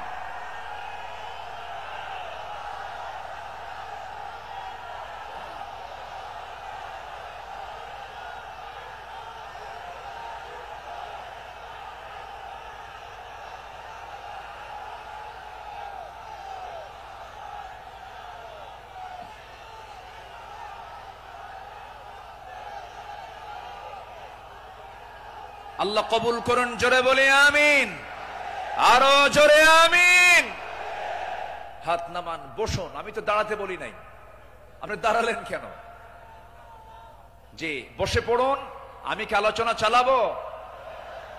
আলোচনা চালাবো। আমার নির্দিষ্ট সময় কিন্তু শেষের দিকে প্রায়। আমি কি আলোচনা চালিয়ে যাব? সবাইকে আমাকে সময় দিবেন? জোরে বলি ইনশাআল্লাহ, আরো জোরে বলি ইনশাআল্লাহ। সম্মানিত ভাইয়েরা, তাদের আদালতটা কি ছিল? সাইয়েদনা ওমর ফারুক রাদিয়াল্লাহু তাআলা আনহু একদিন কোন এক বাজার দিয়ে যাচ্ছিলেন। হঠাৎ করে কোন এক সাহাবীর গায়ে হাতে ছিল ছোট্ট ছড়ি, লাঠি ছিল, লাঠি দিয়ে ঘুতা মেরেছেন। মজা করে একটা ঘুতা মারলেন। সেই সাহাবীও কিছু মনে করেন নাই। মাস ৬ পরে সাইয়েদনা ওমর ফারুক রাদিয়াল্লাহু তাআলা আনহু তার সঙ্গে দেখা করে বললেন, বন্ধু চলো আমার বাড়িতে যাই। বাড়িতে নিয়ে গেলেন, হাতটা ধরে ক্ষমা চেয়ে বললেন, শোনো আমার ভাইজান, অমুক দিন তোমার শরীরে একটু মজা করে, একটু তরবারি কি বলে, হাতের ছড়ি দিয়ে, লাঠি দিয়ে একটু আঘাত করেছিলাম, কষ্ট পেলে আমাকে মাফ করে দিও।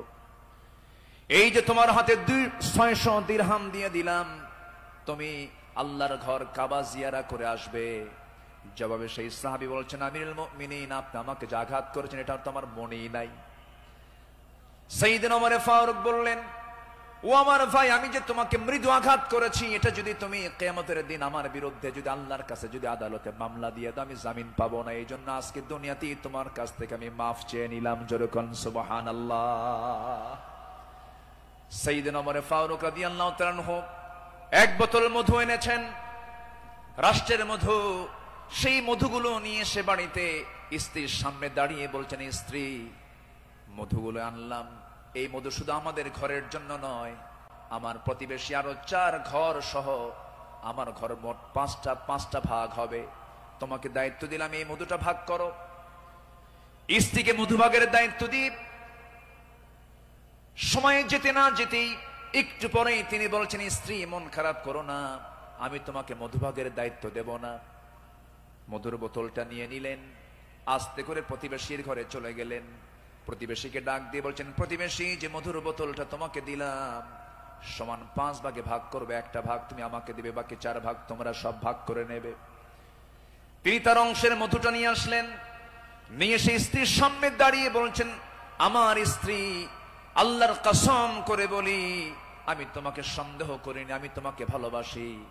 আমি রাষ্ট্র চালাই, তুমি আমার পরিবার চালাও, সন্তানাদির দিকে খেয়াল করো, আমার বড় উপকার তুমি করো।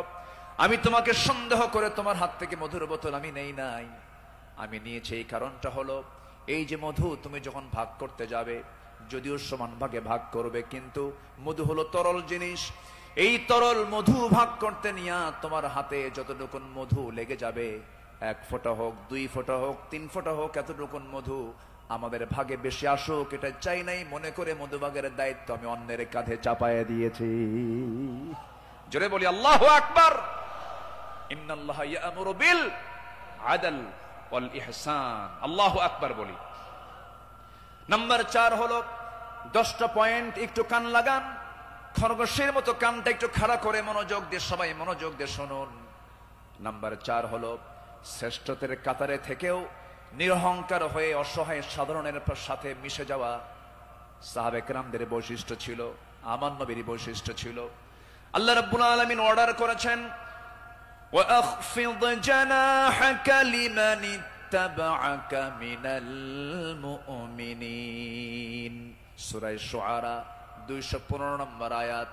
মুমিনদের মধ্যে যারা তোমার অনুসরণ করে তাদের প্রতি তোমার বাহুকে অবনত করো, তাদের জন্য তুমি সুন্দর করে তাদের পাশে দাঁড়িয়ে যাও, দিলটা নরম করে তাদের সঙ্গে কথা বলো। জোরে বলি সুবহানাল্লাহ। আমার বন্ধুগণ, এই ব্যাপারে আমার নবী সবার আগে তিনি এগিয়ে এসেছেন। ঈদের দিন আমার নবীজি দেখেন জীর্ণ শীর্ণ পোশাকের ছোট্ট একটা বাচ্চা কাঁদতেছে আর হাঁটতেছে। আমার নবীজি জড়িয়ে ধরলেন, কোলের মধ্যে তুলে বলছেন, কাঁদো কেন সন্তান, কি হয়েছে বলো? বাপ নাই, মা নাই, দুইজনে দুনিয়া থেকে বিদায় নিয়েছেন।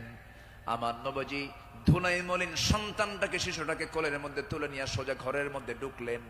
ঢুকে বলছেন, আয়েশা, বাচ্চা নিয়ে আসছি, সন্তান নিয়ে আসছি। ও কলিজার টুকরা সন্তান, এই যে মহিলাকে দেখতে পেতেছ আজকের থেকে এটাই তোমার মা, আর আমি তোমার সামনে দাঁড়িয়ে আছি, আমি হলাম তোমার বাবা।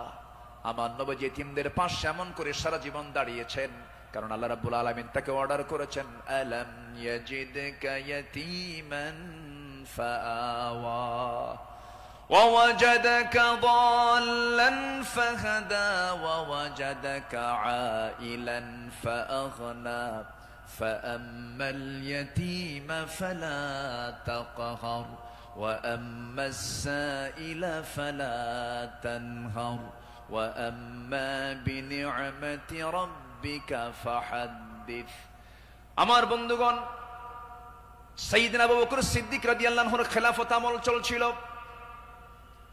সাইয়েদনা আবু বকর রাদিয়াল্লাহু তাআলা আনহু সেই সময় যখন তিনি খেলাফত পেলেন, নতুন যখন তিনি দায়িত্ব পেলেন, খেলাফত গ্রহণ যখন তিনি করলেন, নতুন খলিফা হয়েছেন, এই খেলাফতের সংবাদ পেয়ে অনেকে আনন্দ প্রকাশ করছে, সুন্দর একজন খলিফা আমরা পেয়েছি।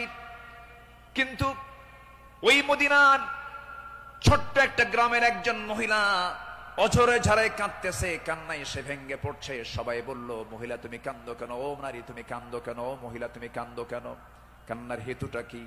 সঙ্গে সঙ্গে মহিলা বলতেছে, কান্নার কারণ হলো এমন একজন ব্যক্তি খেলাফতের দায়িত্ব পেয়েছে, যে লোকটা আমার বাড়ির প্রত্যেকদিন ছাগলটা দহন করে যেত, ছাগলের দুধটা দহন করত।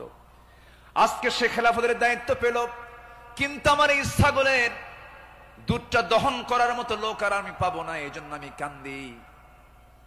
ওই মহিলার কান্না যখন সাইয়েদনা আবু বকরের কানে যখন সংবাদটা চলে গেছে, ওই মহিলার সামনে দাঁড়িয়ে বলছেন, মহিলা কেঁদো না, আমি খলিফার দায়িত্ব পেয়েছি, খেলাফতের দায়িত্ব পেয়েছি বলে তোমার দায়িত্ব আমি পালন করব না, ভুল কথা। আমার দায়িত্ব এটাও রয়ে যাবে, আমার খেলাফতের দায়িত্ব রয়ে যাবে। জোরে বলেন সুবহানাল্লাহ। ইবনে আসাকার বলেন, সিরাত গ্রন্থে এসেছে, সাইয়েদনা আবু বকর সিদ্দিক রাদিয়াল্লাহু তাআলা আনহু, একটা গ্রাম ছিল, একটা পল্লী ছিল, ছোট্ট একটা মহল্লা ছিল। ওই মহল্লার প্রত্যেক ঘরে ঘরে গিয়ে সাইয়েদনা আবু বকর প্রত্যেক ঘরের ছাগলগুলোর দুধ তিনি দহন করে দিয়ে আসতেন। যেরকম সুবহানাল্লাহ, আরো জোরে বলে সুবহানাল্লাহ। শ্রেষ্ঠত্বের কাতারে থেকেও নিরহংকারী হয়ে তারা জনগণের খাদেম ছিলেন, জনগণের খেদমত তারা করেছেন। রাতের বেলা একদিন তিনি খালি পায়ে হাঁটতেছেন। কি পায়ে বলেন? খালি পায়ে হাঁটতেছেন। সাইয়েদনা ওমর ফারুক দেখে বলছেন, আমিরুল মুমিনিন, আপনি খালি পায়ে হাঁটেন কেন?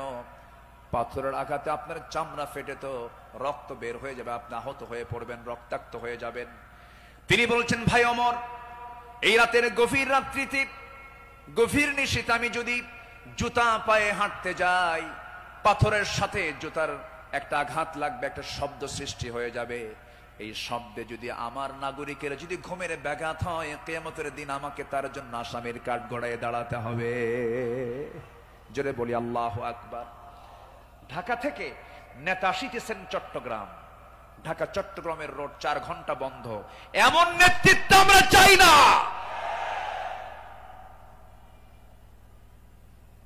আমরা শাসক দেখতে চাই, জনগণের শাসক, ঠিক কিনা? আমরা কিসের শাসক দেখতে চাই? যাকে দেখলে ওমরের কথা মনে হবে, যাকে দেখলে আবু বকরের কথা মনে হবে, যাকে দেখলে ওসমানের কথা মনে হবে। একটা ওমর আল্লাহ পাক তুমি বাংলার জমিনে দিয়া দাও। জোরে বলি আল্লাহুম্মা আমিন। সাইয়েদনা আবু বকর সিদ্দিক রাদিয়াল্লাহু তাআলা আনহু, খেলাফত মানে কি? একটা দেশের তিনি রাষ্ট্রপ্রধান। রাতের বেলা তিনি চলে গেছেন হলো প্রতিবেশীর ঘরে। কোন প্রতিবেশী? যে প্রতিবেশীর স্বামী নাই, ছেলে নাই, মেয়ে নাই। যেই মহিলার তিনি খেদমত করতে গেছেন তার চোখটাও নাই, বয়োবৃদ্ধ জ্ঞান বৃদ্ধ একজন নারী, সচেতন একজন নারী। তিনি তার খেদমত করার জন্য খেলাফতের দায়িত্ব পাওয়ার পরও তিনি চলে গেছেন। দরজায় নক করেছেন, খেদমত করলেন, বের হয়ে আসছেন। পরের রাত্রিতে সাইয়েদনা ওমর ফারুক রাদিয়াল্লাহু আনহু তিনি ভাবলেন, আমার ভাই আবু বকর তো খেলাফতের দায়িত্ব পেয়েছেন, উনি কি খেদমত করতে পারছেন কিনা জানি না, উনি চলে গেছেন খেদমত করার জন্য। দরজায় তিনি নক করেছেন, বুড়িমা, আপনার খেদমতের জন্য আমি এসেছি, আমি ওমর আসছি। কে প্রয়োজন নেই। কেন? কিছুক্ষণ আগে একজন খেদমত করে চলে গেছে। উনি ভাবলেন যে খেদমতটা কে করতে পারে। পরপর তিনি 3 রাত ওই বুড়ি মহিলার ঘরের পাশে গিয়ে আড়ালে তিনি দাঁড়ালেন, খুঁজে পাচ্ছেন না, কখন ঢোকে তাও টের পাওয়া যায় না। তৃতীয় রাত্রিতে তিনি বুঝতে পারলেন একটা মানুষ খালি পায়ে ভিতরে ঢুকলো, কিন্তু অন্ধকার তো দেখতে পান নাই। ভিতরে ঢুকে খেদমত করে বের হতে নিলেই পিছন দিক থেকে ওমর ফারুক তার হাত চেপে ধরেছেন। চেপে ধরেই দেখেন কেউ না, খলিফা আবু বকর সিদ্দিক রাদিয়াল্লাহু তাআলা। তিনি বললেন, আমিরুল মুমিনিন, একটা রাষ্ট্র পরিচালনা করতে নিয়ে কত পরিশ্রম করতে হয়। রাতের বেলা বিশ্রামের প্রয়োজন হয়, দিনের বেলাও পরিশ্রম করেন, রাতের বেলা এমনটা করলে আপনি অসুস্থ হয়ে পড়বেন, অন্তত আমাদের কিছু খেদমতের জন্য আমাদের কিছু কাজ রেখে দেন। তিনি বলছেন, ভাই ওমর, হাসরের ময়দানে আমার আমলনামা তোমার পিঠে যাবে না, আমার কাজ আমাকে করতে দাও। মৃত্যুর দিন পর্যন্ত তিনি ওই মহিলার খেদমত করে তিনি দুনিয়া থেকে বিদায় নিয়েছেন। দ্বিতীয় খলিফা ওমর ফারুক রাদিয়াল্লাহু তাআলা যখন খেলাফতের দায়িত্ব পেলেন, ওই মহিলা জানেন না প্রথম খলিফা ইন্তেকাল করেছেন। খেলাফতের দায়িত্ব যেদিন পেয়েছেন সেই দিনই রাত্রেবেলায় ওমর ফারুক তিনি চলে গেছেন মহিলার ঘরে। দরজায় নক করে ভিতরে ঢুকেছেন। মহিলা জানেন না খাদেম চেঞ্জ হয়েছে। ভিতরে তিনি সব কাজগুলো করলেন, রান্না বান্না করে দিলেন, কাপড় চোপড় ধুয়ে দিলেন, খাবার দাবার ধুয়ে দিয়ে পরিষ্কার করে তিনি বের হয়ে আসলেন। মহিলা অন্ধ মানুষ, বসেছেন খাবার খেতে, সামনে খেজুর নিয়ে যখন বসেছেন, খেজুর একটা মুখে নেওয়া মাত্রই দাঁতের নিচে যখন খেজুরের বিচি যখন পড়ে গেছে, সঙ্গে সঙ্গে মহিলা বলতেছেন ইন্না লিল্লাহ। তিনি চোখের পানি ফেলে দিয়া কেঁদে কেঁদে বলতেছেন, বুঝতে পেরেছি আমার আসল খাদেম আবু বকর আর দুনিয়াতে নাই। আমার আবু বকর যখন আমার খেদমত করতে আসতো, যখন সে খেজুরগুলো আমাকে ধুয়ে দিত, শুধু খেজুর শুধু ধুয়ে দিত না, খেজুরগুলো ধুয়ে ভিতরের যে বিচিগুলো আছে বিচিগুলো সরায়া আমার সামনে রেখে দিতে, যেন আমার খেতে কোনো কষ্ট না হয়। জোরে বলে সুবহানাল্লাহ, আরো জোরে বলে সুবহানাল্লাহ। শাসক ছিলেন, শাসকের কাতারে থেকেও তারা নিরহংকারী হয়ে জনগণের সেবা করেছেন। আল্লাহু আকবার বলে। সাইয়েদনা ওমর ফারুক রাদিয়াল্লাহু তাআলা আনহু, তিনি যেদিন শাসনভার তার কাছে আসে, তার কাঁধে যখন আসে, সেই দিন থেকে নিয়ে শুরু করে মৃত্যুর দিন পর্যন্ত কোন রাত তার পিঠটা তার বিছানার সঙ্গে লাগাতে দেননি। দিন দিন শুকায় যাচ্ছিলেন। বলা হলো, আপনি শুকায় যাচ্ছেন কেন? তিনি বললেন কেঁদে কেঁদে, তোমরা আমাকে এমন দায়িত্ব দিয়েছো যে দায়িত্ব আমাকে স্বাস্থ্যহীন বানিয়ে দিয়েছে।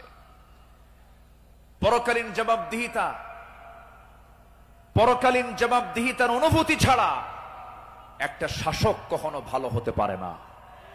আসতে বলবেন না, জোরে বলুন ঠিক কিনা? অতএব সেই গদির সমস্যার সমাধানের জন্য আমরা চাই যোগ্য, সৎ, আল্লাহওয়ালা, কোরআন প্রেমিক একজন শাসক আমরা চাই। আল্লাহ কবুল করুন, আল্লাহ কবুল করুন। এই কথাটা কেন বললাম? কারণ এখন যে সরকারটা আছে, এটা কি স্থায়ী না অস্থায়ী? এজন্য আলোচনার মধ্যে এই ফাঁকে এই কথাটা একটু বলে ফেললাম। সম্মানিত ভাইয়েরা, আমার সময় তো ফুরে যাচ্ছে, আমাকে শেষ করতে হবে। শেষ কি করে দেব? আলোচনা চলুক, হুজুর মরুক। জি, জোরে বলি ইনশাআল্লাহ। জি, আল্লাহ কবুল করুন, জোরে বলি আমিন।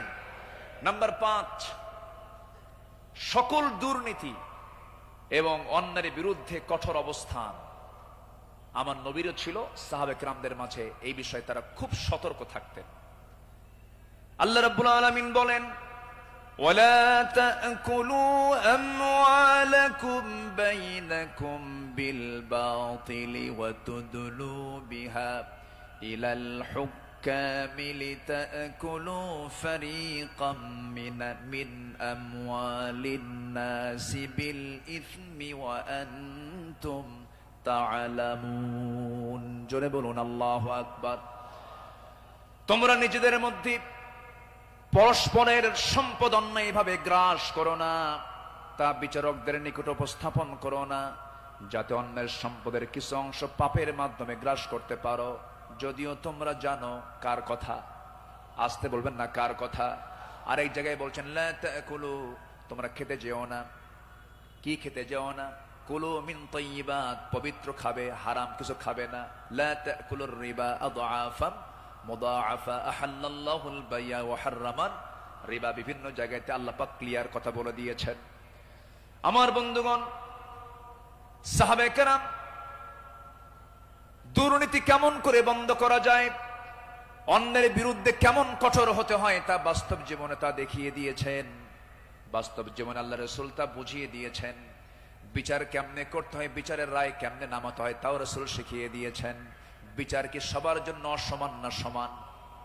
আইন সবার জন্য সমান।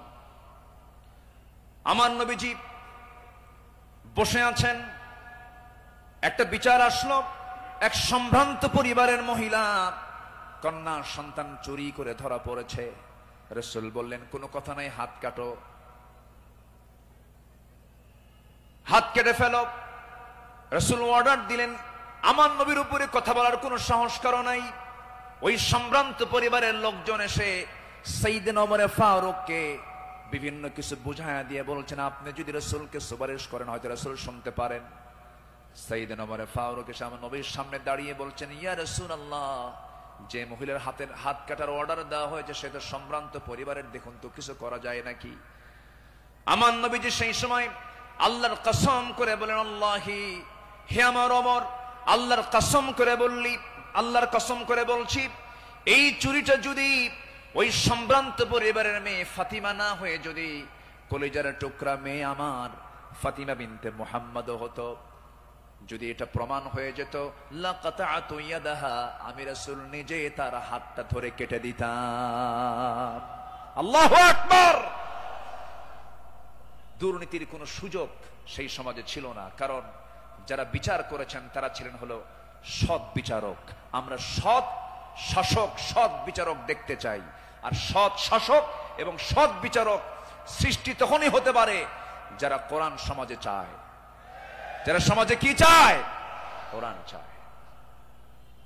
সাইয়েদনা ওমর ফারুক রাদিয়াল্লাহু তাআলা আনহু, যে সময় তিনি খলিফাতুল মুসলিমিন, ইরাকের গভর্নর ছিলেন হলো আবু মুসা আশআরী রাদিয়াল্লাহু তাআলা আনহু। তিনি করলেন কি, তিনি একদিন মদিনায় এসে সাইয়েদনা ওমর ফারুক রাদিয়াল্লাহু আনহুর জন্য এবং তার স্ত্রী আতিকা রাদিয়াল্লাহু আনহার জন্য কিছু কাপড় চোপড় উপঢৌকন স্বরূপ নিয়ে আসলেন। নিয়ে এসে তার সামনে দাঁড়িয়ে বলছেন, আমিরুল মুমিনিন, আপনার জন্য এই যে আপনার জন্য কিছু কাপড় উপঢৌকন নিয়ে এসেছে। তিনি মুস্কি হাসি মারলেন। মুস্কি হাসি মেরে বললেন, আমার গভর্নর আবু মুসা আশআরী, তুমি আমার জন্য এই যে উপঢৌকন গুলো নিয়ে এসেছো, হাদিয়া নেওয়া সুন্নত, হাদিয়া দেওয়া সুন্নত, তাহাদু তাহাব্বু, ভালো কথা, এটা সাধারণ ব্যক্তিদের মাঝে হতে পারে, কিন্তু আমি শাসক, আমি যদি আজকে তোমার এই উপঢৌকন গ্রহণ করি ঘোষের পর্যায়েও যেতে পারে, আমি এটা গ্রহণ করব না। আল্লাহু আকবার বলেন। তিনি না গ্রহণ করে তার হাদিয়াটাকে, উপঢৌকনটাকে তিনি ফেরত দিয়েছেন। শাসকের কাতারে থেকে এমন উপঢৌকন নাও আমি জায়েজ মনে করি না, বললেন ওমর ফারুক রাদিয়াল্লাহু তাআলা আনহু। আল্লাহু আকবার। সম্মানিত ভাইয়েরা, সম্মানিত বন্ধুগণ, নাম্বার 6 হলো নির্ভীকতা এবং মহান আল্লাহর উপরে দৃঢ় তাওয়াক্কুল করা।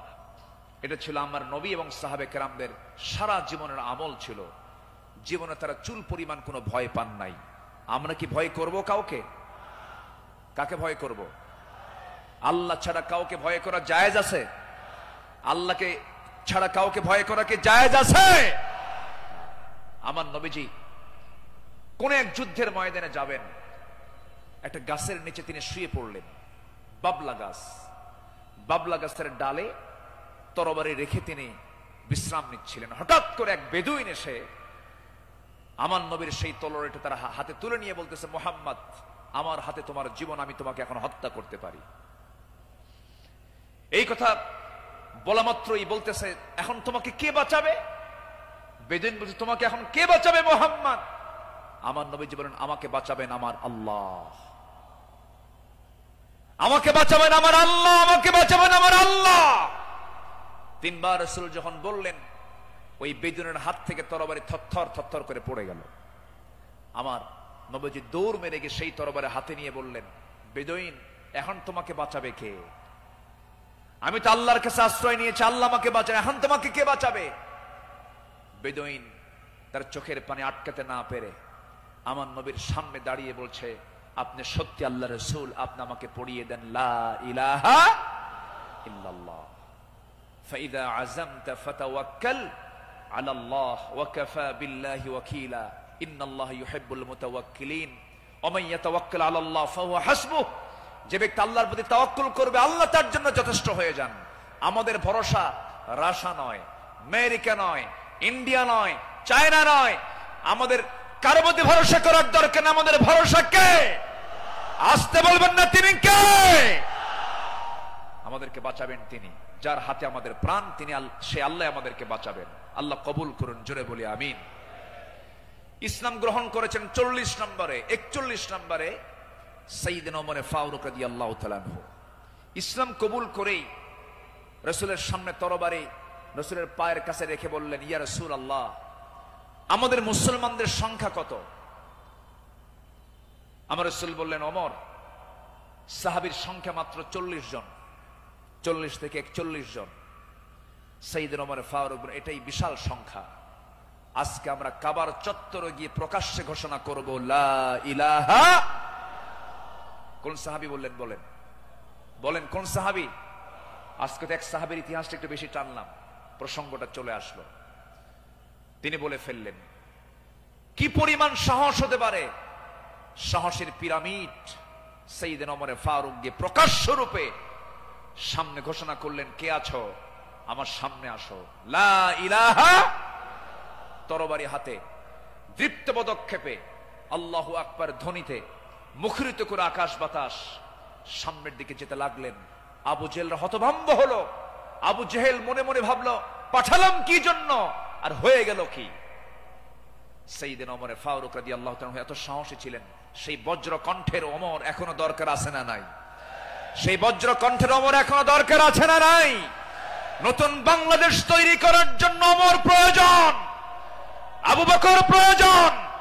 আমরা আবু বকরের মতো দৃঢ়চেতা হব, ওমরের মতো সাহসী হব, ওসমানের মতো ধৈর্যশীল হব, আলীর মতো লড়াকু সৈনিক হয়ে বাতিল শক্তির মোকাবেলায় আমরা ঝাঁপিয়ে পড়ব প্রয়োজনে। রাজি আছেন কারা কারা? হাত উঁচু করে দেখান মুসলমান।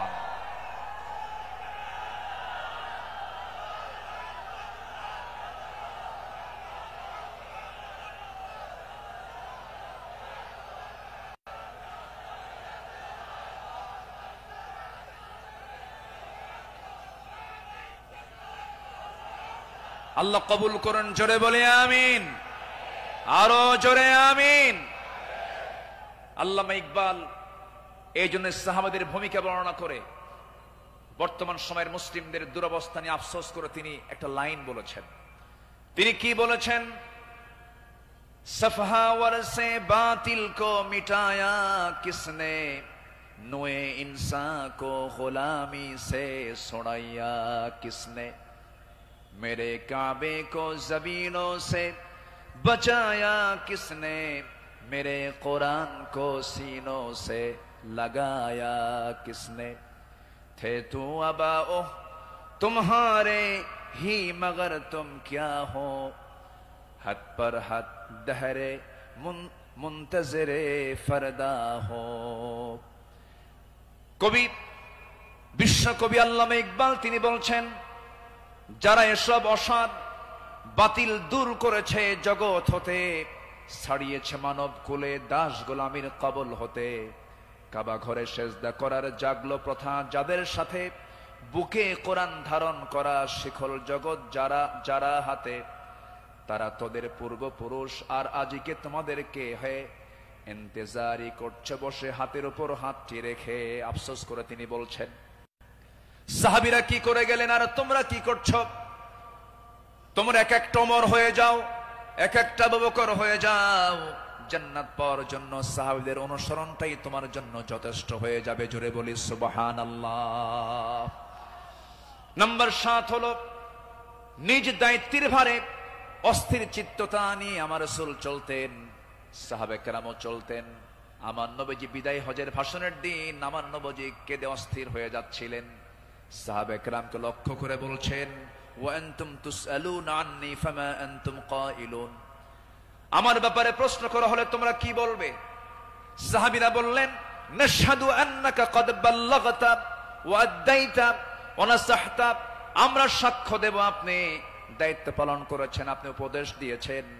এই কথা শুনে আমার নবীজি শাহাদাত আঙ্গুলি উঁচু করে আকাশের দিকে লক্ষ্য করে আল্লাহকে বলছেন, আল্লাহুম্মা শাহাদ, আল্লাহুম্মা শাহাদ, আল্লাহুম্মা শাহাদ। আল্লাহ তুমি সাক্ষী থাকো, আল্লাহ তুমি সাক্ষী থাকো, আমার সাহাবীরা আমার পক্ষে কথা বলছে। আল্লাহু আকবার বলেন। নিজের দায়িত্ব নিয়ে রাসূল খুব অস্থির চিত্ততা প্রকাশ করতেন মাঝে মাঝে। আমার বন্ধুগণ, আমার নবীজি মাঝে মাঝে এত পরিমাণ কাঁদতেন, কান্নার পরিমাণ এত হতো, আমার নবীজি যখন সেজদায় পড়ে যেতেন না, সেই শরীফের হাদিসে এসেছে, পানি গরম হলে পরে টকবক যেমন আওয়াজ হয়, ফুটন্ত পানি যেমন টকবক টকবক আওয়াজ করে, আমার নবীজি সেজদার সময় এত পরিমাণ কাঁদতেন। আমার নবীজির সেজদার সময় যে মুখ থেকে কান্নার আওয়াজটা বের হতো টকবক করা পানির মতো, এত কাঁদতেন তিনি। কেন কাঁদতেন? কি জন্য কাঁদতেন? তিনি শুধু চেয়েছেন, ও আল্লাহ, আমার উম্মতকে তুমি জাহান্নাম দিবা না, আমার উম্মতকে তুমি জান্নাত দিবা। তিনি তার নিজের জন্য বেশি কেঁদেছেন না, উম্মতের জন্য বেশি কেঁদেছেন, উম্মতের জন্য বেশি কেঁদেছেন। আমার বন্ধুগণ, এই জন্য এই পৃথিবীতে সবচাইতে বেশি ভালোবাসবে এক নাম্বার কাকে বলেন? আসতে বলবেন না কাকে? নাম্বার 2 হচ্ছে মুহাম্মদ সাল্লাল্লাহু, মুহাম্মদ সাল্লাল্লাহু আলাইহি ওয়াসাল্লামকে আমরা ভালোবাসবো, তিনিও ভালোবেসেছেন। আমার ভাইয়েরা, আমার বন্ধুগণ, নাম্বার 8 হলো আদর্শ নেতৃত্বের অনুতুলনীয় আলোকচ্ছটাই সাহাবে কেরাম। সাহাবে কেরামকে আল্লাহ রাব্বুল আলামিন অনেক সম্মান দান করেছেন। লাকাদ আরসালনা রুসুলানা বিল বাইয়িনাতি ওয়া আনজালনা মাআহুমুল কিতাবা ওয়াল মিজানা লিয়াকুমান নাসু বিল কিসত। জোরে বলুন আল্লাহু আকবার। আমার বন্ধুগণ, সময় যেহেতু কম, শেষের দিকে আস্তে আস্তে চলে যাচ্ছি। নাম্বার 9 হলো তাকওয়ার উজ্জ্বল দৃষ্টান্ত ছিলেন আমার নবী এবং সাহাবে কেরাম। লাকিনিল্লাযীনা তাকাও রাব্বাহুম লাহুম জান্নাতুন তাজরি মিন তাহতিহাল আনহার আল-আনহারু খালিদিনা ফিহা নুজুলাম মিন ইনদিল্লাহ ওয়ামা ইনদাল্লাহি খায়রুল লিল আবরার। জোরে বলুন আল্লাহু আকবার। যারা নিজেদের প্রতিপালককে ভয় করে চলে, তাদের জন্য আছে এমন সব উদ্যান, এমন সব জান্নাত যারা তলদেশ দিয়ে নহর প্রবাহিত। আল্লাহর পক্ষ থেকে অতিথিয়তা স্বরূপ তারা সর্বদা সেখানে থাকবে। আল্লাহর নিকট যা কিছু আছে পুণ্যবানদের জন্য তাই হলো শ্রেষ্ঠ। জোরে বলি সুবহানাল্লাহ। তাকওয়া কাকে বলে সাহাবে কেরাম শিখিয়েছেন, তাকওয়া কাকে বলে আম্বিয়ে কেরাম শিখিয়েছেন। বিশেষ করে আমার নবীজি তাকওয়ার তিনি মূর্ত প্রতীক ছিলেন। আমার বন্ধুগণ, নাম্বার 10 হলো, নাম্বার 10 সর্বশেষ যেটা, সেটা হলো আল্লাহর কাছে বিনম্র চিত্তে অশ্রু ঝরানো, চোখের পানি ফেলে ফেলে কাঁদা। এই দুনিয়াতে আমি যখন জন্ম নিয়েছি আমার প্রথম ভাষা ছিল হাসা না কাঁদা, হাসি না কান্না। মার পেট থেকে দুনিয়াতে এসে আমি কেঁদেছি না হেসেছি? কেঁদেছি। মূলত এই জায়গাটা হলো, এই দুনিয়াটা হলো কান্নাকাটি করার জায়গা। হাসির জায়গা হলো জান্নাত, আনন্দের জায়গা হলো জান্নাত। জান্নাতে গিয়ে বান্দার জীবনের সমস্ত আনন্দ সেই জান্নাতই সে ভোগ করবে। হুজিবাতুল জান্নাতু বিল মাকারিহ হুজিবাতুন নারু বিশ শাহাওয়াত। আমার বন্ধুগণ, আমার নবীজি যখন কাঁদতেন, অস্থির হয়ে যেতেন, তার চোখের কোনা বেয়ে বেয়ে টপ টপ করে পানি পড়তো, দাড়িগুলো ভিজে যেত, কপাল ফুলে যেত, হাঁটুগুলো ফুলে যেত।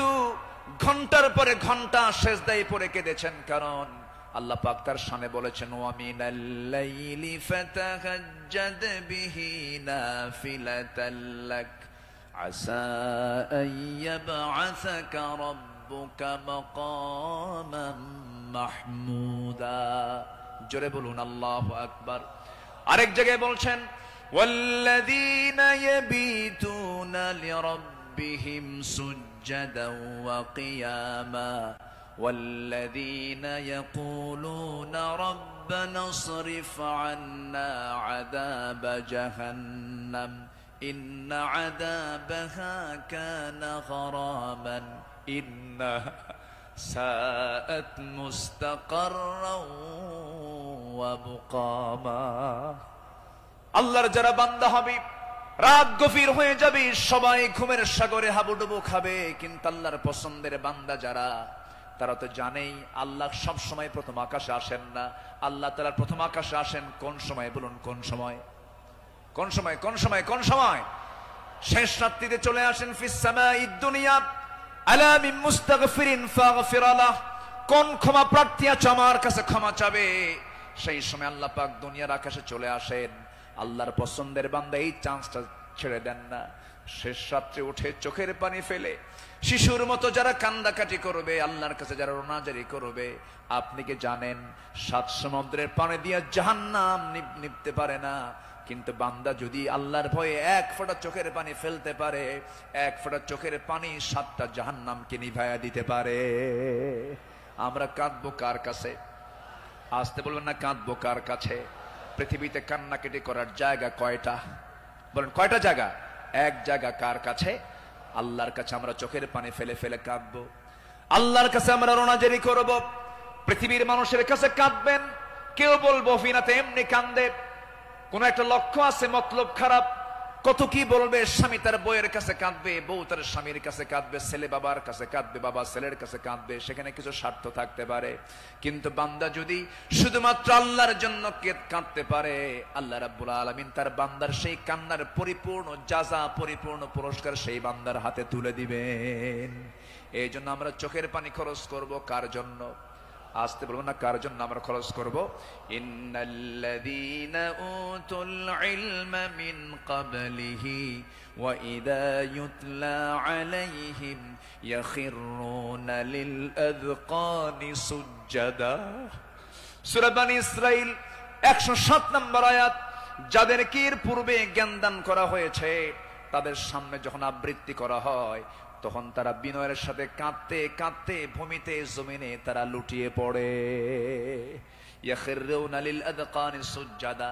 এই জন্য আমরা কাঁদবো। চোখের পানি যদি ফেলতে চাই, একমাত্র ফেলবো আমরা কার জায়গায়? কার কাছে? বলেন কার কাছে? কার কাছে? আল্লাহর কাছে।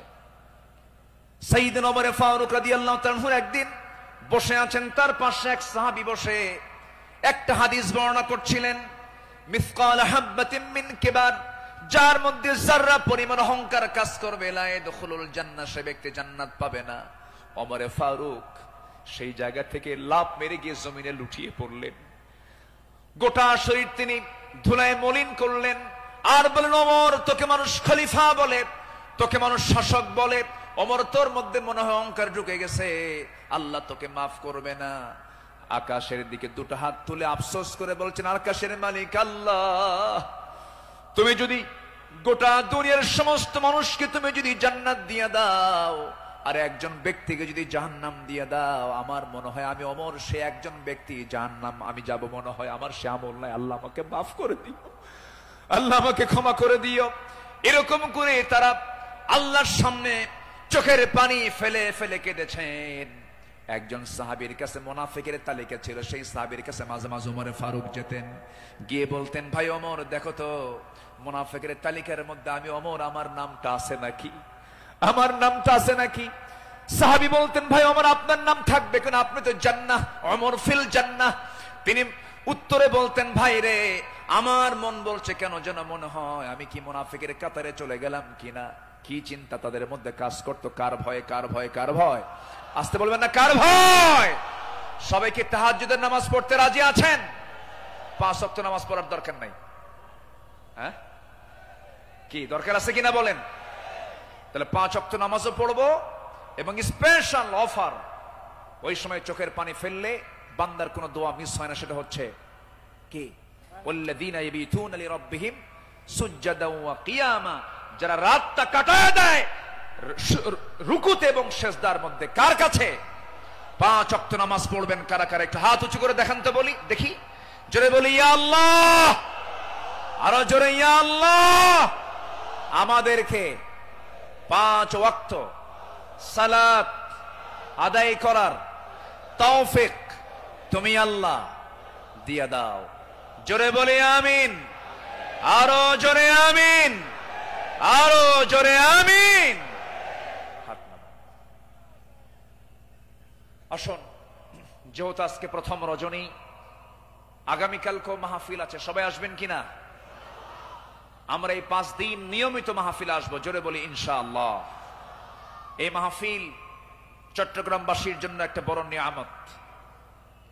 আল্লাহ তুমি এই মাহফিলকে কবুল করো। জোরে বলি আল্লাহুম্মা আমিন। আমরা আর সময় ক্ষেপণ করব না, যেহেতু আগামীকালকেও এখানে মাহফিল আছে, পরশু আছে, তারপরের দিন আছে, প্রত্যেক দিন নতুন নতুন মেহমান এবার সিলেকশন হয়েছে। কুল্লু জাদিদুন লাযীযুন, আসবেন, এক একটা ফুলের এক একটা ঘ্রাণ আপনারা নেবেন ইনশাআল্লাহ। আল্লাহ পাক এই মাহফিলকে কবুল করুন। এই মাহফিলের কমিটির বৃন্দের সকল খেদমতকে আল্লাহ পাক কবুল করুন। অধ্যক্ষ মোহাম্মদ তাহের সাহেব আমার বাম পাশে বসা, আল্লাহ তুমি তার সকল খেদমতকে তুমি আল্লাহ কবুল করে নাও। আর আমি সময়টা না বাড়িয়ে, সময় ক্ষেপণ না করে, আসুন সোজা আমরা এখন দোয়ার দিকে যাব। আমরা চাইবো কার কাছে? চাইবো কার কাছে? সবাই একটু তাশাহুদের সুরতে বসে পড়ি, একটু বিনয়ী হয়ে আমরা আল্লাহর কাছে চাবো, আল্লাহ যেন আমাদের জিন্দেগীর সকল গুনাহগুলোকে মাফ করে দেন। সবাই বলে সুবহানাকাল্লাহুম্মা ওয়া বিহামদিকা আশহাদু আল্লা ইলাহা ইল্লা আনতা আস্তাগফিরুকা ওয়া আতুবু ইলাইকা। চিৎকার মেরে বলি, ইয়া আল্লাহ, আমার জীবনের সাগীরা কবীরা, ছোট বড় সব গুনাহ তুমি আল্লাহ মাফ করে দাও, মাফ করে দাও। জোরে বলুন, ইয়া রাব্বাল আলামিন। আপনি দোয়া করেন।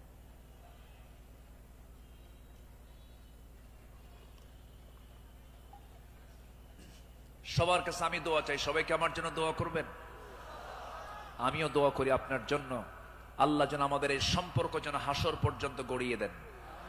জোরে বলি আল্লাহুম্মা আমিন, আল্লাহুম্মা আমিন। ربنا ظلمنا أنفسنا وإن لم تغفر لنا وترحمنا لنكونن من الخاسرين ربنا لا تزغ قلوبنا بعد إذ هديتنا وهب لنا من لدنك رحمة إنك أنت الوهاب। আয় আল্লাহ তাআলা, সন্ধ্যা থেকে শুরু করে নিয়ে 10টা পর্যন্ত দীর্ঘ সময় ধরে তোমার কালামের একটা আয়াতকে সামনে রেখে তোমার পছন্দের গোলাম আমাদের পয়গম্বর রাসূলের জীবন থেকে, তোমার পছন্দের বান্দা সাহাবে কেরামদের জীবন থেকে কিছু আলোচনা করেছি। তোমার কালাম থেকে কিছু কথা বলে শেষ সময়ে তোমার শাহী দরবারে কাঙ্গাল ফিকিরের মতো দুটো হাত পেতেছি আল্লাহ। আয় আল্লাহ তাআলা, চট্টগ্রামের এই প্যারেড ময়দান তুমি আল্লাহ বান্দাদের দিকে তাকায় দেখো, ভিক্ষুকের মতো হাত পেতে আছে রে আল্লাহ। গুনার দিকে নজর দিও না, বান্দা মনে করে তামাম জিন্দেগীর সমস্ত গুনাহগুলোকে মাফ করে দাও। আয় আল্লাহ তাআলা, দুটো হাত যখন তুলে রাখি দুজন মানুষের কথা বেশি বেশি মনে পড়ে যায় রে। আমাদের মাঝ থেকে যাদের জনম দুঃখিনী মা, জনম দুঃখী বাপজান যারা দুনিয়া থেকে বিদায় নিল, জিন্দেগীর গুনাহগুলো মাফ করে দাও, কবরগুলোকে জান্নাতের টুকরা বানায়া দাও। অনেক আলোচনা শেষ করি, বাড়ি ফিরে যাব রে। সব দেখবো, ছেলে দেখবো, মেয়ে দেখবো, স্ত্রী দেখবো, সন্তানদের দেখবো, আত্মীয় স্বজন দেখবো, কিন্তু মার দিকে তাকায় দেখতে চাবো, কিন্তু মার ঘরে মা নাই, মা কবরে চলে গেছেন। বাবা নাই, বাবা কবরবাসী হয়েছেন রে। গোটা পৃথিবীর সব খবর ঘরের কোণে বসে সব দেখা যায়, জানা যায়, শোনা যায়, কিন্তু ঘরের কোণে মা, কবরে মা শুয়ে আছেন, তার কোনো খবর দুনিয়াবাসীর কাছে থাকে না রে আল্লাহ। সে আব্বা আম্মা যারা চলে গেল, জিন্দেগীর গুনাহগুলো মাফ করে দাও, কবরগুলোকে জান্নাতের টুকরা বানায়া দাও। ও আল্লাহ, এমন বান্দা আমার সঙ্গে হাত তুলতে পারেন, নিজের হাতে নিজের মাকে দাফন করেছেন, নিজের বাপকে নিজে হাতে কবর নিয়ে কবরে শোয়া দিয়েছেন রে। সে আব্বা আম্মা যারা চলে গেছে, কবরের সমস্ত আযাবকে মাফ করে দিয়া কবরগুলোকে জান্নাতের বাগান বানায়া দাও। আব্বা আম্মার জন্য কি দোয়া তাও শিখিয়ে দিয়েছো, হাত একটু উঁচু করে আল্লাহর শেখানো দোয়া পড়ে আওয়াজ দিয়ে দিয়ে আমার সঙ্গে ঠোঁট মিলায়া সবাই আকাশ বাতাস মুখরিত করে সবাই আমার সঙ্গে ঠোঁট মিলায়া বলুন, রব্বিরহামহুমা কামা রব্বায়ানি সগীরা, রব্বিরহামহুমা কামা রব্বায়ানি সগীরা, রব্বিরহামহুমা কামা রব্বায়ানি সগীরা। আয় আল্লাহ তাআলা, বিশেষ করে এই মাহফিলের আয়োজন যারা করলেন, শোনার জন্য দূর দূরান্ত থেকে যারা আসলেন, বিনিময়ে কিয়ামতের কঠিন ময়দান যেদিন কেউ কাউকে চিনবে না, এমনকি মা সন্তানকে পর্যন্ত অস্বীকার করে বসবে, যেদিন মানুষ কাঁদতে কাঁদতে চোখের পানিগুলো ফরে যাবে, চোখ থেকে রক্ত বের হওয়া শুরু হয়ে যাবে, সেই কঠিন মুসিবতের দিন এ মাহফিল সবার জন্য নাজাতের মাধ্যম তুমি আল্লাহ বানায়া দিও। ও আল্লাহ, ইসলামী সমাজ কল্যাণ পরিষদ চট্টগ্রামের সঙ্গে যারা শুরু থেকে ছিলেন, আজকে তারা দুনিয়াতে অনেকেই নাই। মেহেরবানি করে তাদের কবরগুলোকে জান্নাতের টুকরা বানায়া দাও। আয় আল্লাহ তাআলা, তোমার বান্দাগুলো দুটি হাত ভিক্ষুকের মতো পেতে আছে। তুমি আল্লাহ ভালো করে জানো, তুমি তো অন্তর্যামী আল্লাহ। তোমার বান্দাদের মনের বাসনা কি তুমি আল্লাহ ভালো করে জানো। যার যার চাওয়া তুমি আল্লাহ পাওয়া করে দিও। রোগাক্রান্ত থেকে রোগ মুক্ত করো, ঋণগ্রস্ত থেকে ঋণ মুক্ত হওয়ার তৌফিক দিয়া দাও। ব্যবসায়ী ঘাটতি, ব্যবসায়ী তুমি আল্লাহ বরকত দিয়া দাও। পরিবারে অশান্তি, তুমি আল্লাহ শান্তি দিয়া দাও। যার যে সমস্যাগুলো আছে মেহেরবানি করে তুমি আল্লাহ সমাধান করে দাও। লা তাদা লানা যামবান ইল্লা গফরতাহ ওয়ালা হাম্মান ইল্লা ফাররাজতাহ ওয়ালা দাইনান ইল্লা কাদাইতাহ ওয়ালা মারিদান ইল্লা শাফাইতাহ ওয়ালা হাজাতাম মিন হাওয়াইজিদ দুনিয়া ওয়াল আখিরাহ। আয় আল্লাহ তাআলা, এমন সময় হাত তুলেছি 180 কোটি মুসলমানের দুনিয়ায় মুসলমানদের পায়ের তলায় মাটি নাই। আয় আল্লাহ তাআলা, 180 কোটি মুসলমানের জন্য একটা ওমর দারুন দরকার। আল্লাহ মেহেরবানি করে মুসলিম উম্মার জন্য একটা ওমর তুমি আল্লাহ দুনিয়াতে পাঠায়া দাও। মুসলমানদের বাইতুল আকসা তুমি আল্লাহ মুসলমানদের হাতে তুলে দাও। সিরিয়াকে যেমন জুলুম মুক্ত করেছ, ফিলিস্তিনকে তুমি আল্লাহ ইহুদি মুক্ত করে দাও। আয় আল্লাহ তাআলা, তোমার দরবারে প্রার্থনা করছি, বেঁচে থাকলে চেয়ারে বসে যিনি কথা বলতেন সেই পাখিটাকে আমরা হারিয়ে ফেলেছি। আল্লাহ, তোমার দরবারে ফরিয়াদ করি, এই পাখিটা আয় আল্লাহ তাআলা, এই কোরআনের পাখির কবরটাকে তুমি আল্লাহ জান্নাতের টুকরা বানায়া দাও। ও আল্লাহ, তার জালালিত স্বপ্ন এই জমিনে কোরআনের রাজ কায়েম হবে, এমন দৃশ্য দেখার তৌফিক তুমি আল্লাহ আমাদের সবাইকে দিয়া দাও। ও আল্লাহ, এই মঞ্চে কথা বলেছেন অনেকে আজকে দুনিয়াতে নাই। যারা দুনিয়া থেকে বিদায় নিয়েছেন কবরগুলোকে জান্নাতের টুকরা বানায় দিও। আয় আল্লাহ তাআলা, দুনিয়া থেকে কোন দিন বিদায় নেব জানি না, তবে যেদিন মরবরে টান মেরে ঘর থেকে বের করে দেবে, জীবনের শেষ গোসলটা হয়ে যাবে, মরামুখ সব দেখে দেখে চলে যাবে, আত্মীয় স্বজন দিয়ে ঘর বাড়ি ভরে যাবে রে ভাই। চোখের পানি ফেলে ফেলে কাঁদবি, বউটা বলবি স্বামী আমার কোথায় চলে গেলে, এই যে সংসারের চাবিটা কার হাতে দেব। সন্তানগুলো কাঁদতে কাঁদতে গলা ভেঙে যাবে, অস্থির হয়ে পড়বে, অজ্ঞান হয়ে যাবে, সব টেনে হেঁচড়ে আমাকে ঘর থেকে জীবনের শেষবারের মতো বিদায় দিয়ে দেবে রে। জীবনের শেষ গোসলটা করায় দেবে। সেলাইওয়ালা কাপড় চোপড় গুলো ছিল সব কেচে দিয়ে কেটে কেটে খুলে খুলে নেবে।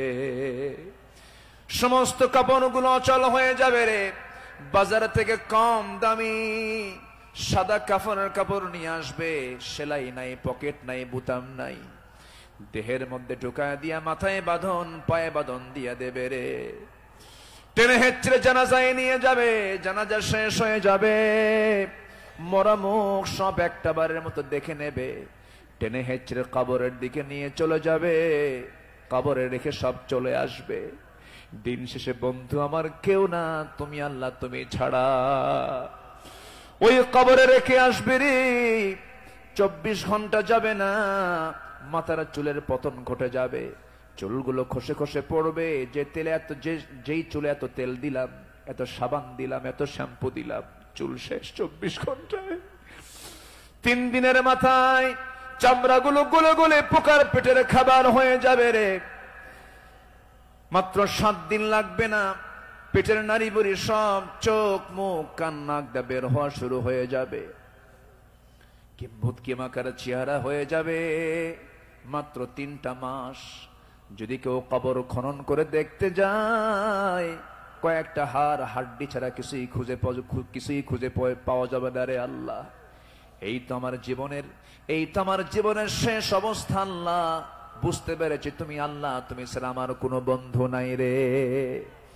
ও আল্লাহ, সে অন্তিম সময়ে যখন চলে আসবে, আমাদের সবার জামানে, সবার জেহেনে, সবার জামানে জারি করে দিও কালো যে কালেমা তাইয়্যিবা লা ইলাহা ইল্লাল্লাহু মুহাম্মাদুর রাসূলুল্লাহ।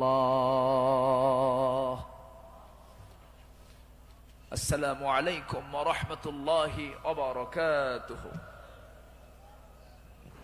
বিসমিল্লাহির রহমানির রহিম। সম্মানিত অভিভাবকবৃন্দ, আসসালামু আলাইকুম। ভর্তি চলছে, ভর্তি চলছে, ভর্তি চলছে। মহিউস সুন্নাহ মডেল মাদ্রাসা ও এতিমখানায় প্লে থেকে পঞ্চম শ্রেণী পর্যন্ত ভর্তি চলছে। মহিউস সুন্নাহ মডেল মাদ্রাসা ও এতিমখানায় আবাসিক অনাবাসিক ডে কেয়ারে ভর্তি চলছে। আমাদের বিভাগসমূহ: নাজারা বিভাগ, হেফজ বিভাগ ও নুরানি কিন্ডারগার্টেন বিভাগ। আমাদের মাদ্রাসায় আন্তর্জাতিক হুফাজায়ে প্রশিক্ষণপ্রাপ্ত হাফেজ ও কারি দ্বারা 2-3 বছরের মধ্যে কুরআন হেফজ করানো হয়। আপনার সন্তানকে সুশিক্ষায় শিক্ষিত করার দায়িত্ব আমাদের।